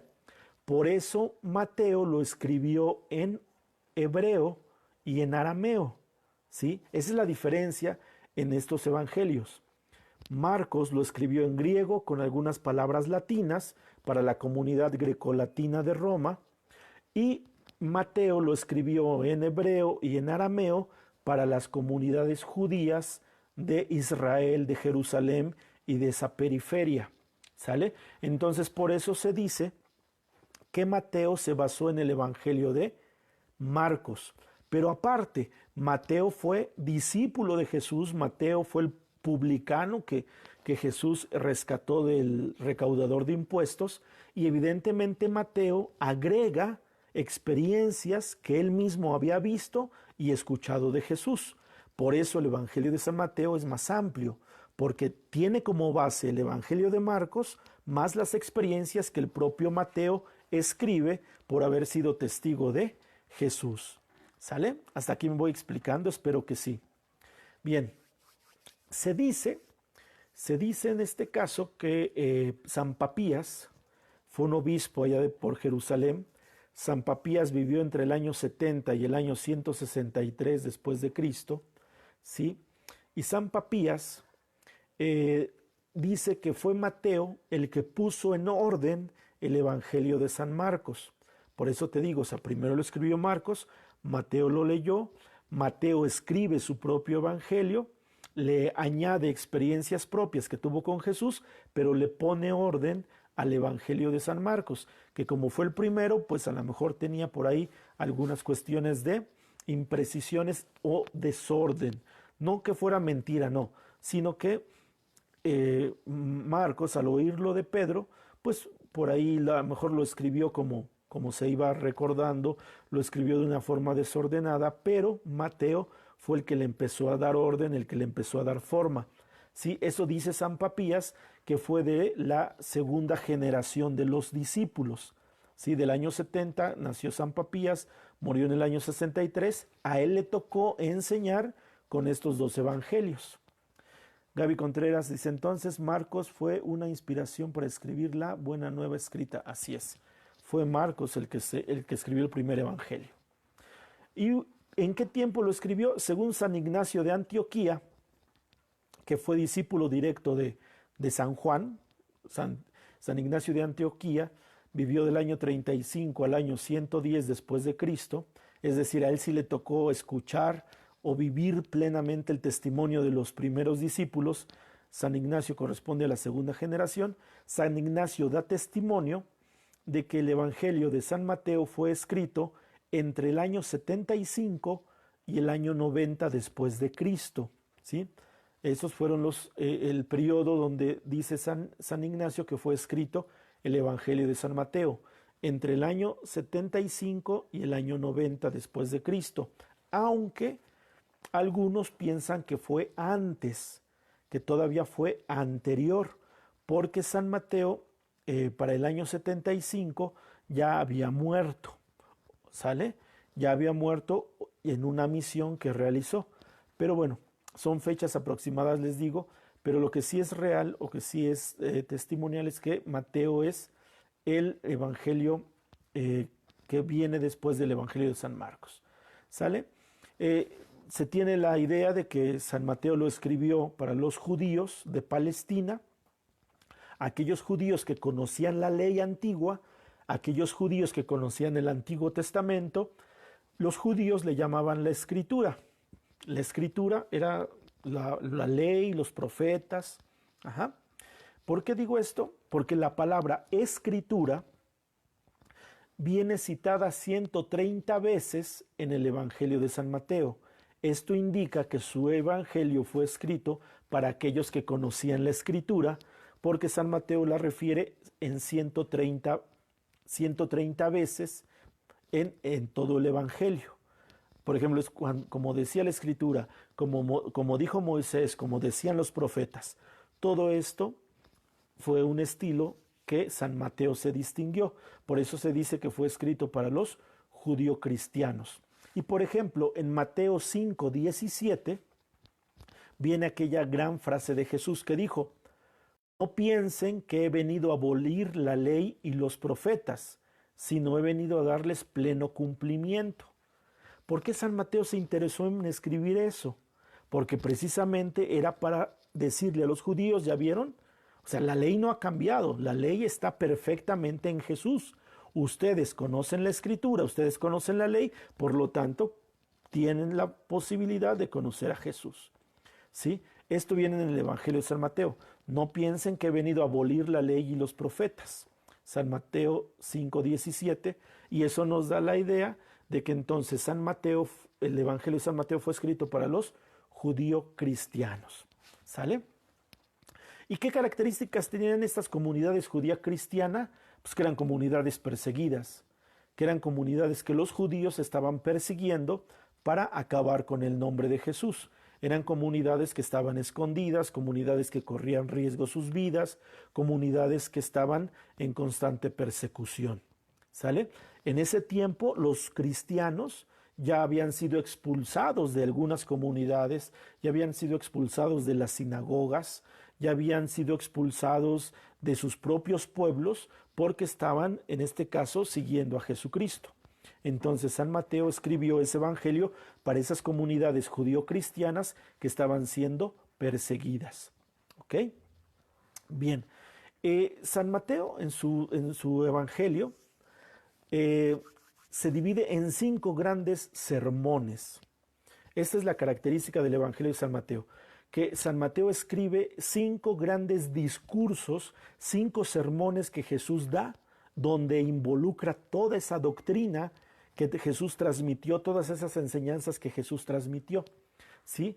Estas enseñanzas giran alrededor del reino de los cielos. Esa es una característica de San Mateo. Cuando leas tú San Mateo vas a encontrar mucho la referencia al reino de los cielos en 5 grandes sermones. ¿Sale? Está el sermón de la montaña, está el sermón de instrucción a los apóstoles, está el sermón de las 7 parábolas, está el sermón de la vida comunitaria y está el sermón del final de los tiempos. 5 grandes discursos, 5 grandes enseñanzas de Jesús. Te las repito. Sermón de la montaña, donde vienen las bienaventuranzas, por ejemplo. Esas bienaventuranzas vienen en el capítulo 5 del Evangelio de San Mateo. A eso se le conoce como el sermón de la montaña o el sermón del monte. Luego en el capítulo 10, el sermón de la formación de los apóstoles o de la instrucción de los apóstoles. Luego en el capítulo 13, el sermón de las 7 parábolas. Las parábolas donde Jesús compara el reino de los cielos con un sembrador en el campo, donde compara el reino de los cielos con una perla preciosa, etc. Luego, el sermón de la vida comunitaria en el capítulo 18. Y luego el sermón del final de los tiempos en el capítulo 24 y 25, que es cuando Jesús dice que va a venir y va a separar a los cabritos de las ovejas, y a los cabritos les va a decir: vayan al fuego eterno, malditos, porque cuando tuve hambre no me dieron de comer, tuve sed no me dieron de beber. En cambio a los corderos los va a llamar y les va a decir: vengan, benditos de mi Padre, porque ustedes cuando tuve hambre me dieron de comer, cuando estuve desnudo me vistieron. Ese es el sermón del final de los tiempos. Y entre estos también, por ejemplo, San Mateo inicia su evangelio con la genealogía de Jesús, es decir, quiénes fueron los antecesores de Jesús. Igual que en el evangelio de San Lucas empezaba así, las primeras generaciones hasta llegar a Jesús. Y entonces esas son las características del evangelio de San Mateo, que tiene pues más elementos, porque tiene 28 capítulos, a diferencia de Marcos, que solamente tiene 16. ¿Por qué Mateo tiene más si se basó en el de Marcos? Porque Mateo agregó experiencias propias de lo que él vivió con Jesús. ¿Sale? Esperemos que hasta aquí vayamos bien, hermanos. ¿Saben dudas, comentarios? Mándenme su duda por aquí por el chat y las vamos resolviendo. Luego vamos al Evangelio de San Lucas, ¿sí? Este Evangelio de San Lucas, me comentaban ahí diciéndome que San Lucas era muy inteligente.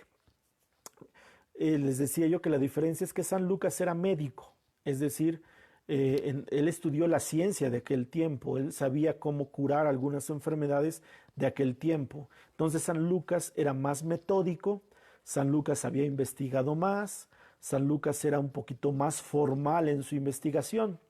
De hecho, el Evangelio de San Lucas, este tiene una formación literaria más clara, más estética, más de investigación. De hecho, así es como inicia el Evangelio San Lucas. A ti, querido Teófilo, te cuento todo lo que he investigado. San Lucas no fue discípulo de Jesús directamente, ni de los apóstoles directamente. San Lucas fue discípulo de San Pablo, ¿sí? San Lucas se dice que fue evangelizado por San Pablo. San Lucas era griego, ¿sale? Entonces, pero por esa misma formación científica que traía, académica que trae Lucas, se dedicó a investigar y a poner en orden cronológico. Aquí sí San Lucas fue el que ordenó de manera cronológica todas las investigaciones que hizo sobre la vida de Jesús y después sobre los hechos de los apóstoles. Esto que no se nos olvide, Lucas también escribió Hechos de los Apóstoles y tienen el mismo estilo. De hecho, se cree que San Lucas, el Evangelio y Hechos de los Apóstoles formaba parte de un solo libro. La intención de San Lucas era escribir un solo libro, solamente que lo hizo en dos partes, pero realmente es un solo libro. Entonces, San Lucas lo hizo de forma muy metódica, lo investigó muy bien.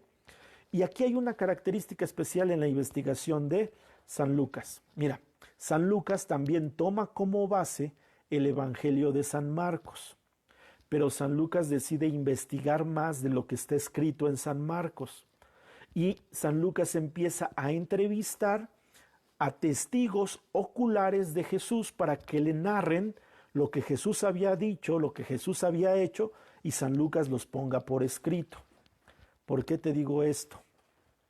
De los 4 evangelios, el único que narra antes del nacimiento de Jesús es San Lucas. San Lucas empieza narrando desde el anuncio del nacimiento de Juan el Bautista.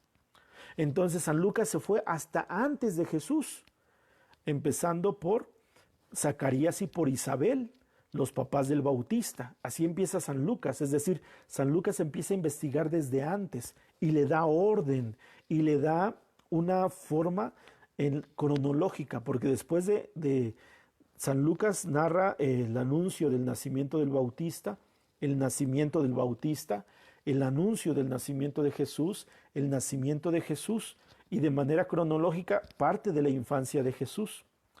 San Lucas incluye muchos testimonios que solamente competían a la Virgen María. Fíjate, de los 4 evangelios, el de San Lucas es el que habla más de la Virgen María. ¿Cómo obtuvo Lucas los detalles de antes del nacimiento de Jesús? ¿Cómo obtuvo Lucas el nombre de los primos de María, o de la prima de María, que era Isabel, y de su esposo Zacarías? ¿Cómo obtuvo Lucas la narración de cómo fue el anuncio que el ángel le hizo a María? ¿Cómo obtuvo Lucas el testimonio de cómo fue el camino a Belén, donde nació Jesucristo en esa cueva, en medio de los animales? ¿Cómo obtuvo Lucas esos detalles tan íntimos? Porque los investigó.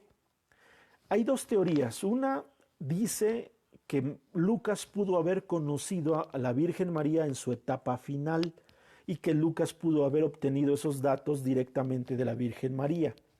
Pero otros dicen que no pudo haber sido porque mientras la Virgen María vivía, Lucas todavía andaba con Pablo.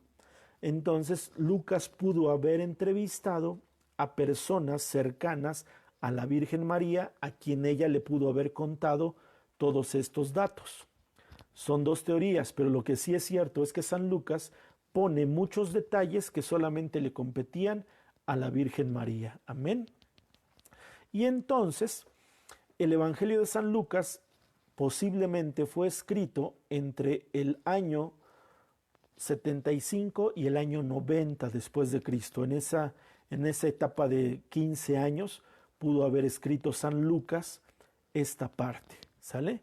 Esta parte del Evangelio, que evidentemente fue primero que el libro de los Hechos de los Apóstoles.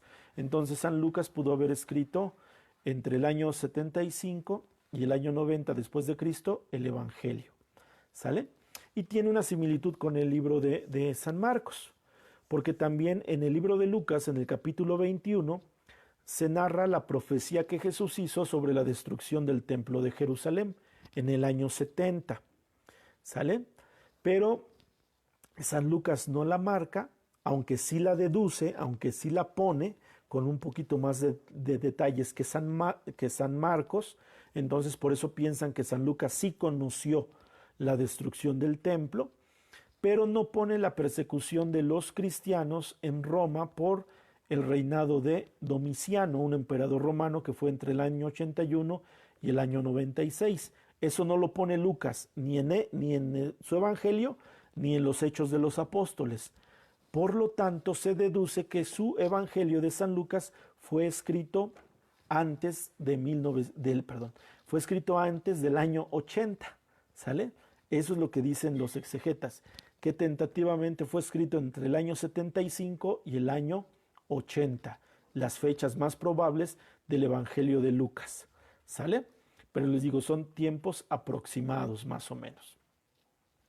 Bien, y este Evangelio de San Lucas, como les digo, que iba dedicado a los griegos helenistas, es decir, en un griego muy fino, fue escrito en un griego más fino que el de Marcos, en un griego más estilista que el de Marcos. Se piensa que fue escrito o en alguna ciudad de Asia Menor, alguna ciudad importante de Asia Menor, o en Roma, ¿sí? Es lo que se piensa, ¿sale? Y posteriormente, fíjate algo importante, posteriormente este Evangelio de Lucas, que fue escrito para los griegos helenistas, después lo tomaron muchas comunidades. Muchas comunidades empezaron a leer el Evangelio de Lucas porque Lucas, al ser discípulo de San Pablo formó muchas comunidades, entonces el Evangelio de San Lucas era el testimonio más fiel de la evangelización que hizo San Pablo. Es decir, las comunidades que evangelizó San Pablo también conocían a Lucas y por eso tomaron su Evangelio de San Lucas, que lo hizo más universal, es decir, lo hizo más conocido. En aquel tiempo el Evangelio de Lucas era más conocido que el Evangelio de Marcos o el Evangelio de Mateo, porque San Pablo fue el que evangelizó a las comunidades paganas, Filipo, Corinto, Laodicea, Filadelfia, y estas comunidades toman entonces el Evangelio de Lucas. ¿Ok? Una consideración importante para el Evangelio de San Lucas, Lucas se abrevia LC. El Evangelio de San Lucas tiene 24 capítulos que vienen, esto sí, en orden cronológico. Y algo importante es que San Lucas narra, por ejemplo, en este caso, con mayor exactitud, la infancia, el nacimiento y la infancia de Jesús, ¿sale? Es una característica especial de San Lucas, pero retoma muchos elementos de San Marcos, más aparte otros que él investigó. Por lo tanto, el Evangelio de San Lucas se divide en siete grandes áreas. La primera es el prólogo, que es cuando se lo dedica a Teófilo, cuando le dice: querido Teófilo. Este es en el capítulo 1, del verso 1 al 4. Luego viene la infancia de San Juan Bautista y de Jesús, capítulo 1 y capítulo 2. Luego la preparación de la actividad de Jesús, capítulo 3 y capítulo 4. Luego ya a partir de que Jesús es bautizado, las actividades de Jesús en Galilea, el viaje de Jesús a Jerusalén, la vida de Jesús en Jerusalén y la pasión, muerte y resurrección de Jesús. Todo esto narrado a través de San Lucas. ¿Ok? Bueno, esperemos que hasta aquí vayamos bien. Si hay dudas, comentarios, con toda confianza, pues háganmelos y se los voy respondiendo, ya sea en la sesión o al posterior a la sesión. ¿Sale? Esperemos que vayamos bien, que esté siendo clara la exposición para que podamos ir entendiendo la conformación del Evangelio. Y por último, bueno, más bien vamos al último de los evangelios, que es el Evangelio de San Juan. Este Evangelio de San Juan es diferente a los tres anteriores. Por eso, Mateo, Marcos y Lucas se les llama sinópticos porque tienen muchos pasajes en paralelo, tienen muchos pasajes relacionados.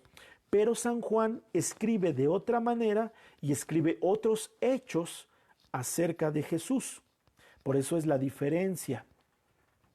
De hecho, se dice que el Evangelio de San Juan es el Evangelio que más retrata teológicamente a Jesucristo.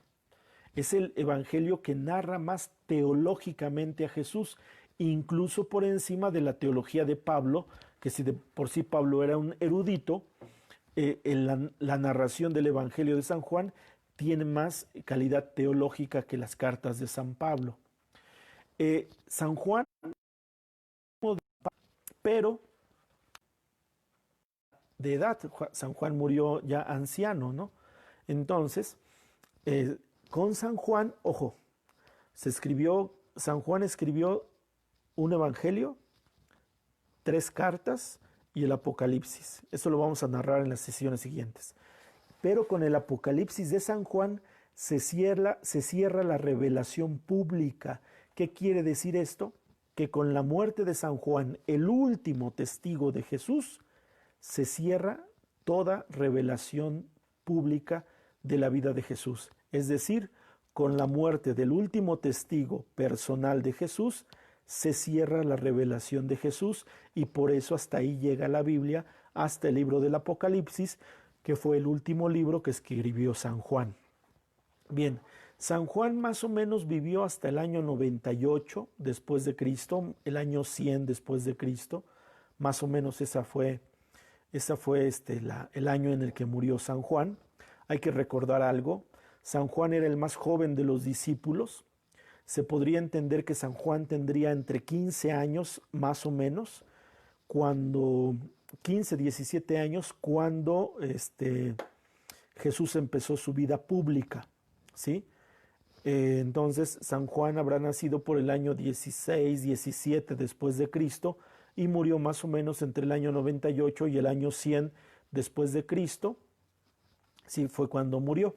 San Juan tuvo la característica de que cuando Jesús muere, San Juan se lleva a la Virgen María a vivir con él. San Juan vive primero en Efeso, luego a la muerte de la Virgen María,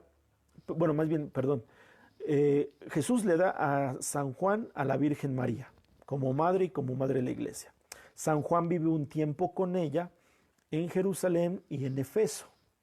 A la muerte de la Virgen María o a la dormición de la Virgen María, San Juan se dedica a predicar. San Juan es desterrado a una isla en Patmos y después es nuevamente llevado a Jerusalén, pero muere de anciano. Eso fue en el año más o menos 98. Entonces, más o menos, el Evangelio fue escrito entre el año 95 y el año 100 después de Cristo. ¿Sí? Este fue el último de los evangelios que fue escrito, pero lo escribió directamente San Juan de una manera diferente a los evangelios que ya existían. Y no nada más eso, San Juan escribió 3 cartas y el libro del Apocalipsis, ¿va? Pero después esa es otra historia que vamos a seguir hablando más adelante, porque también hay datos muy interesantes de quién escribió y cómo se escribieron estos textos. ¿Y cuál es la riqueza del Evangelio de San Juan? Aquí pongan mucha atención. Los que son apasionados de Jesús deben de comprender esto. Los que son apasionados de la lectura de la Biblia deben de comprender esto que les voy a decir. ¿Sí? Les digo que el Evangelio de San Juan tiene una síntesis cristológica muy elevada, más que los evangelios sinópticos, es decir, tienen una teología más grande que los evangelios sinópticos y que incluso las cartas de San Pablo. Su narración cristológica, teológica es mayor en San Juan. San Juan empieza narrando el Génesis. San Juan en su capítulo 1 empieza narrando el Génesis, es decir, San Juan se va desde el principio de la historia cuando dice, al principio ya existía la palabra estaba con Dios y la palabra era Dios. ¿Cómo empieza el Génesis? En el principio había un caos y el Espíritu de Dios revoloteaba sobre las aguas, ¿no? Entonces, San Juan se remonta al Génesis para empezar a escribir el Evangelio y empieza con la palabra, el logos. Logos significa palabra en griego y es con lo que empieza San Juan, el logos de Dios, la palabra creadora, la palabra que da vida, la palabra que transforma. Eso es así es como empieza San Juan. Luego también San Juan San Juan presenta a Jesús como la palabra primero, y después en ese mismo capítulo, San Juan presenta a Jesús como hombre cuando dice la palabra se hizo carne, e inmediatamente después lo presenta como hijo de Dios.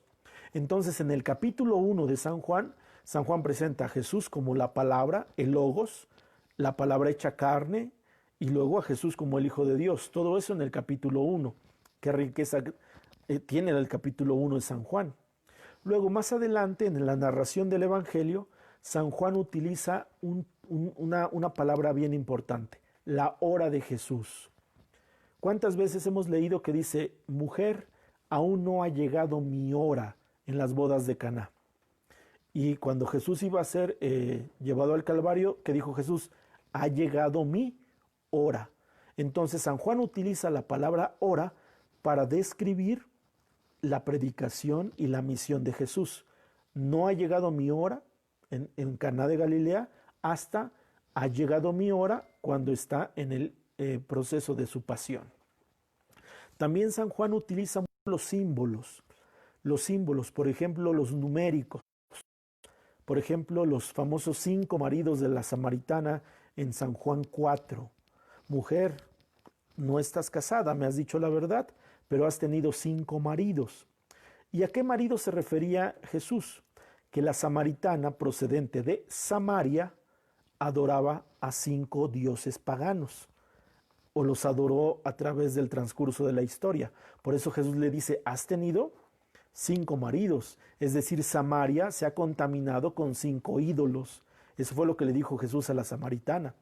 Luego otro símbolo numérico, las famosas 6 tinajas de las bodas de Caná. Había 6 tinajas. ¿Qué significa el 6 en ese momento? Que San Juan quiere decir que Israel, el pueblo de Israel, estaba dividido en 6 regiones. 6 regiones donde Jesucristo iba a ir a predicar. Entonces San Juan relaciona las 6 regiones con el lugar donde Jesús predicaría. Por poner algunos ejemplos, San Juan también relaciona a Jesús con las fiestas judías, con la fiesta de la dedicación, con la fiesta de los tabernáculos y con la fiesta de la Pascua, ¿sí? Cuando Jesús dice, yo soy la luz del mundo, está en la fiesta de la dedicación. Cuando Jesús dice, yo soy la vid y ustedes las ramas, está en la fiesta de los tabernáculos. Y cuando Jesús está en la Pascua, pues es en esa parte donde dice el Señor Jesucristo, yo soy el pan de vida. ¿Ok? Entonces aquí Jesús está relacionado con las fiestas judías. Y otro elemento importante del Evangelio de San Juan es la relación con María. El discípulo amado de Jesús, el discípulo más amado, recibe a María como madre. ¿Sale? Estos son los contextos del Evangelio de San Juan. Díganme que si no son ricos. Y solamente les menciono algunos, porque hay más. Díganme que si no son interesantes, que si no son ricos, que si no son gran deleite para aquellos que quieran estudiar la palabra, empaparse y enamorarse de Cristo. De hecho, si tú no sabes leer la Biblia, si tú nunca has leído la Biblia o si eres principiante al leer la Biblia, no leas la Biblia en el orden en el que vienen los libros. Es decir, voy a leer Génesis y después Éxodo y hasta llegar a Apocalipsis. No. Esa es una forma incorrecta. Si tú quieres aprender a leer la Biblia y tú quieres empezar a entender la Biblia, debes de empezarla a leer por los evangelios. Y el primer evangelio que debes de leer es el Evangelio de San Juan, porque ahí vas a tener una visión más clara, más perfecta, más humana de Jesús. Entonces, para los que empiezan a leer la Biblia, los que son principiantes, empiecen a leer el Evangelio de San Juan, medítenlo, rumíenlo, vívanlo, sáquenle el provecho, léanlo, pero desde Jesús, con las actitudes y sentimientos de Jesús. ¿Sale? Y San Juan, viene su división del libro de San Juan solamente en 3 grandes capítulos, en 3 grandes secciones, perdón.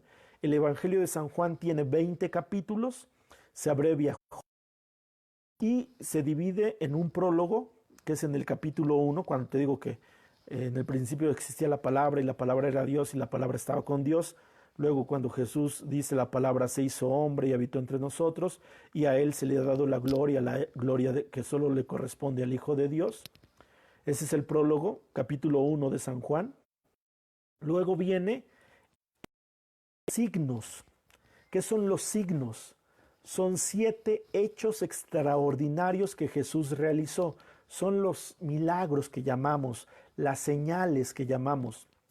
Cuando tú escuches la palabra signo, es que Jesús hizo un milagro, Jesús hizo algo relevante, Jesús realizó una curación, resucitó a alguien, etc. Y el único que maneja signos es San Juan. Entonces, la segunda sección del Evangelio de San Juan son los signos, que van desde el capítulo 2 hasta el capítulo 12. Son 10 capítulos que nos hablan de los signos de Jesús, de los hechos de Jesús, de aquellos momentos que Jesús hizo memorables. Y la tercera sección del Evangelio de San Juan son el libro de la pasión, ¿sí? El libro de la pasión según San Juan, que viene desde el discurso de despedida, que viene más bien desde antes, ¿no?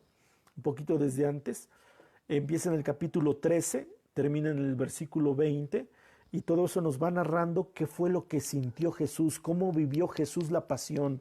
Es cuando nos narra precisamente ese momento en la cena, cuando les dice, yo soy la vid, ustedes son las ramas. Es cuando le lava los pies a sus discípulos. Es cuando Jesús está orando en el huerto de Getsemaní, en el capítulo 17.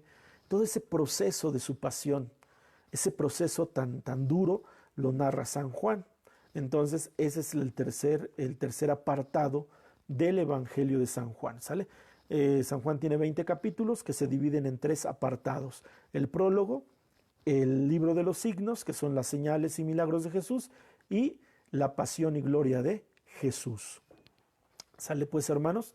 Bueno, con esto concluimos los 4 evangelios. Espero que haya quedado claro y que el mensaje quede centrado en Cristo.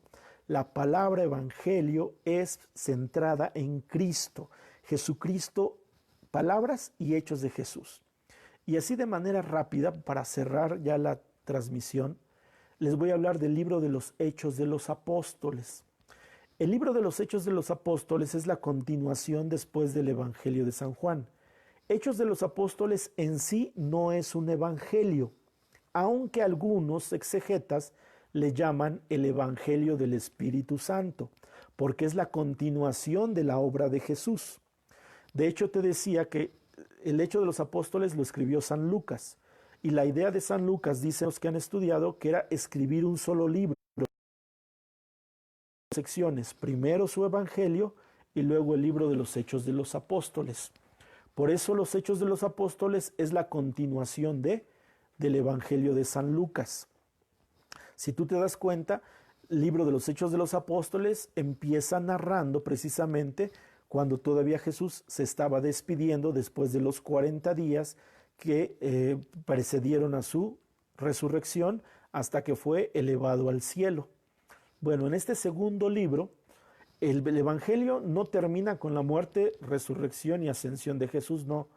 Continúa con los Hechos de los Apóstoles, que en este texto la figura central, la persona central de los Hechos de los Apóstoles es el Espíritu Santo.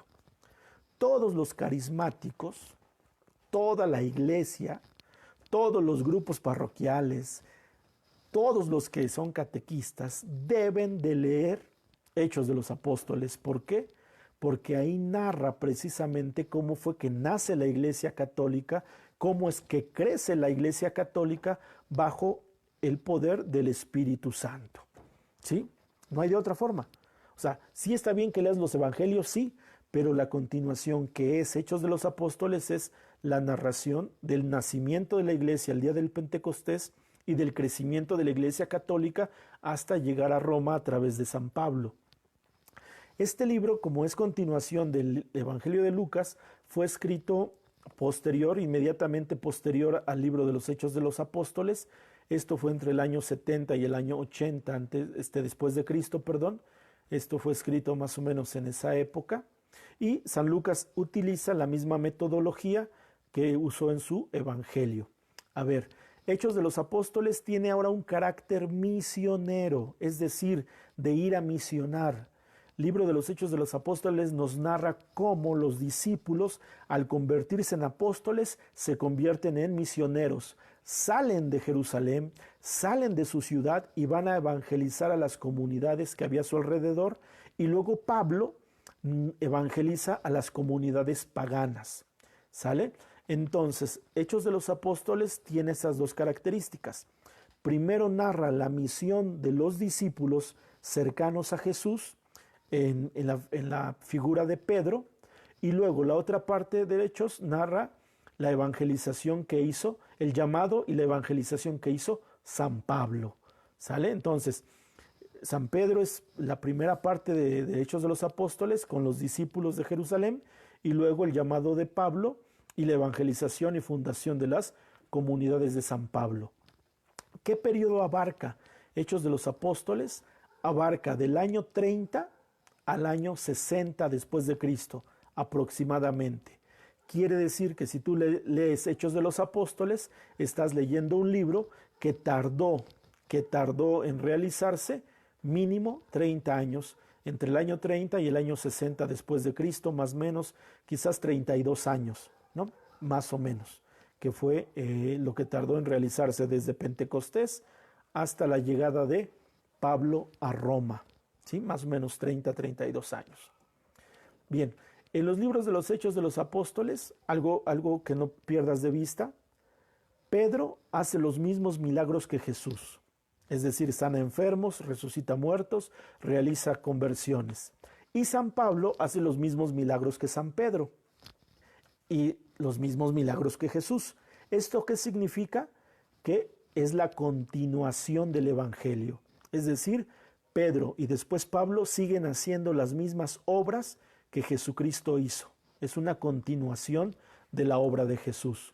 Sus discursos de Pedro y los discursos de Pablo son muy semejantes, como una continuación de la evangelización de Jesús. Aquí, como te decía, la persona central de Hechos de los Apóstoles es el Espíritu Santo. Y fíjate cómo lo articula Lucas. Lucas articula el Espíritu Santo desde el pueblo de Israel, desde las profecías. Luego lo articula en el nacimiento de Jesús y después lo articula en el nacimiento de la iglesia en Pentecostés. ¿Qué quiere decir esto? Que San Lucas tiene la visión general de la historia de la salvación. Tiene la visión desde las profecías, el nacimiento de Jesús y el nacimiento de la iglesia en Pentecostés. Todo esto narrado en los libros de los Hechos de los Apóstoles. San Lucas, cuando escribe el libro, usa 70 veces la palabra neuma, que significa espíritu. En todos los Hechos de los Apóstoles hay 70 referencias al Espíritu Santo. 70. ¿Qué quiere decir esto? Que San Lucas escribe Hechos de los Apóstoles refiriéndose 70 veces al Espíritu Santo, dando a entender que el Espíritu Santo es la plenitud del mensaje de Jesús. El 70 surge de 7 por 10. 7 que significa plenitud y 10 que significa, en este caso, multitud, es decir, a todos. Es decir, el mensaje universal de la iglesia, 70 veces manifestado con la palabra neuma en Hechos de los Apóstoles. Por eso la iglesia es universal, la iglesia católica es universal, y este 70 veces manifestado del neuma es lo que ejemplifica. ¿Sí me explico? Ahora, ¿cómo relaciona Lucas el Pentecostés? Lo relaciona al Espíritu Santo con una imagen del viento, primero del viento. ¿De dónde lo toma Lucas? De Génesis 1:2. El Espíritu, el Ruá de Dios, revoloteaba sobre las aguas. Eso dice Génesis, es decir, el viento soplaba sobre las aguas, que era un caos. Eso lo dice en Génesis. ¿Y qué figura usa Lucas para representar al Espíritu Santo en Pentecostés? El viento. Primeramente el viento. Y después dice un viento impetuoso, es decir, un viento más fuerte. ¿Y de dónde surge ese viento impetuoso que usa Lucas? Del mismo viento impetuoso que tuvo Moisés cuando el Padre le da las tablas de la ley en el monte Sinaí. Entonces, en Pentecostés, Lucas retoma a la creación, al Espíritu Santo en la creación y al Espíritu Santo cuando Dios le entrega a Moisés las tablas de la ley. El Pentecostés perfecciona dos cosas. Génesis, la generación, el nacimiento de Moisés, el pueblo de Dios. Por lo tanto, Pentecostés es el nacimiento del nuevo pueblo de Dios, representado por el Espíritu Santo y su fuerza creadora en Génesis y en Éxodo. ¿Sí me expliqué en esta parte? O sea, esto es un mensaje fuerte, poderoso, grande, ¿eh? San Lucas no lo escribió al azar, San Lucas lo escribe relacionando al Pentecostés como el nacimiento del nuevo pueblo de Dios, que es la iglesia. Y entonces también en Lucas encontramos que es el Espíritu Santo el que dirige la misión, porque es el Espíritu Santo el que le dice primero, por ejemplo, a Esteban, cuando se lo lleva con el eunuco, ¿no? Es decir, el Espíritu Santo se llevó a Esteban a predicarle al eunuco. El eunuco era de Etiopía, es decir, un pagano. Y entonces Esteban le predica al pagano y lo bautiza. Luego, el Espíritu Santo le dice a Pedro que vaya a ver a Cornelio. Cornelio también un hombre pagano. Y Cornelio recibe el Espíritu Santo y Pedro se da cuenta de que el Espíritu Santo también es para los paganos. ¿Quién mandó a Pedro con Cornelio? El Espíritu Santo. Y luego San Pablo lo tumban del caballo, lo mandan con Ananías y después le dicen a San Pablo a dónde tiene que ir a predicar. ¿Quién se lo dijo? El Espíritu Santo. Entonces, esto nos enseña que es el Espíritu Santo el que dirige la misión de la iglesia. Por eso te decía que todos los que estamos inmersos en el servicio de la iglesia debemos estar atentos a la voz del Espíritu Santo por medio de la oración, por medio de la lectura de la palabra, por medio de, en este sentido, de los sacramentos llenos de Dios. Amén. Espero que esto vaya quedando claro, hermano. Y por último, ya finalizando, el libro de los Hechos de los Apóstoles, con todo lo que ya te expliqué, se divide en 8 secciones. Tiene 28 capítulos, se abrevia HCH, tiene 28 capítulos que se dividen en 8 grandes secciones. La primera sección es la introducción, que es cuando Jesús todavía no ha subido al cielo, que es un lapso de 40 días que Jesús estuvo de su resurrección hasta antes de su ascensión, donde da las últimas instrucciones a sus discípulos, donde les dice, hagan esto, yo voy a estar con ustedes, sopló sobre ellos el Espíritu Santo, y después fue cuando Jesús fue subido al cielo en medio de unas nubes. Y es cuando los ángeles le dicen, fíjate, le dice a esos hombres, no miren, al que miran así como he subido, así también va a regresar. Así como Jesús se fue, así también va a regresar el día de su parusia, ¿no? Pero no lo busquen en el cielo, no lo busquen en el cielo, espérenlo aquí en la tierra. Luego la segunda sección es la predicación del Evangelio en Jerusalén, después del Pentecostés. Bueno, abarcando el Pentecostés y después la predicación en el templo y la predicación en Jerusalén es la segunda sección. La tercera es la predicación a los paganos, aquí donde Pedro va con Cornelio. Luego viene la cuarta sección, que es el primer viaje misionero de Pablo, en el capítulo 13, capítulo 14, cuando Pablo hace su primer viaje misionero. Luego habla del concilio de Jerusalén, el capítulo 15, que en el concilio de Jerusalén se discute si los cristianos tienen que primero volverse judíos para ser bautizados. Esto es, porque Pedro y los discípulos en Jerusalén sostenían que quien quería hacerse cristiano debería primero ser circuncidado. Es decir, un pagano, si quería ser cristiano, primero tenía que hacerse judío y después tenía que hacerse cristiano. Primero se tenía que circuncidar y después se tenía que bautizar. Eso lo discuten en Jerusalén, en el concilio donde se reúnen los apóstoles, donde se reúne Pablo, donde se reúne Pedro. Discuten eso y dicen algo: el Espíritu Santo y nosotros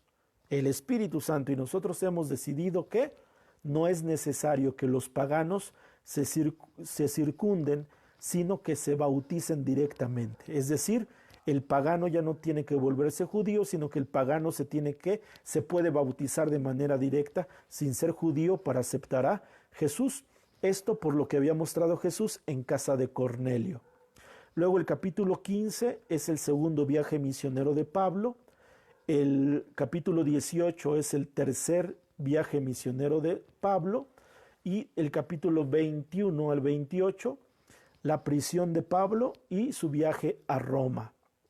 En esta prisión de Pablo es donde San Pablo escribe algunas de sus cartas que se llaman cartas de la cautividad. Es decir, mientras Pablo estuvo preso, dirigió cartas a algunas comunidades que él había fundado.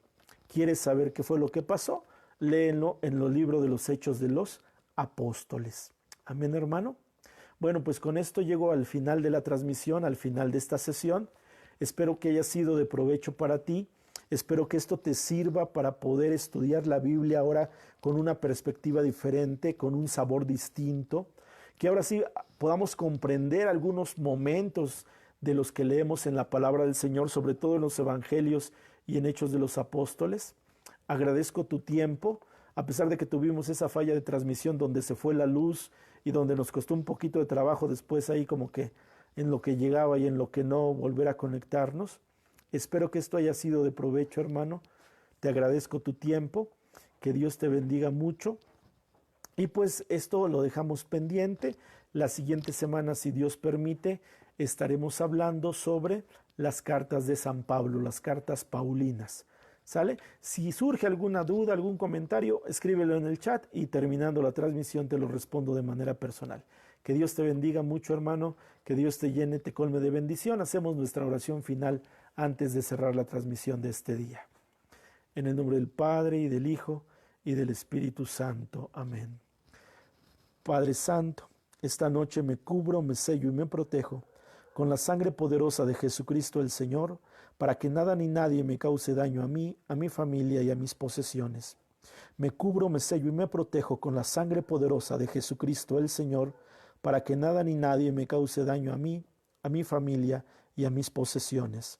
Me cubro, me sello y me protejo con la sangre poderosa de Jesucristo el Señor, para que nada ni nadie me cause daño a mí, a mi familia y a mis posesiones. En el nombre del Padre, y del Hijo, y del Espíritu Santo. Amén. Que Dios te bendiga mucho, hermano. Que Dios les bendiga mucho a todos ustedes. Me despido. Estamos en contacto. Comentarios, quejas, sugerencias, mándenmela por el chat y los estaremos leyendo. Nos vemos la próxima semana con las cartas paulinas. Que Dios te bendiga mucho. Muy buenas noches a todos.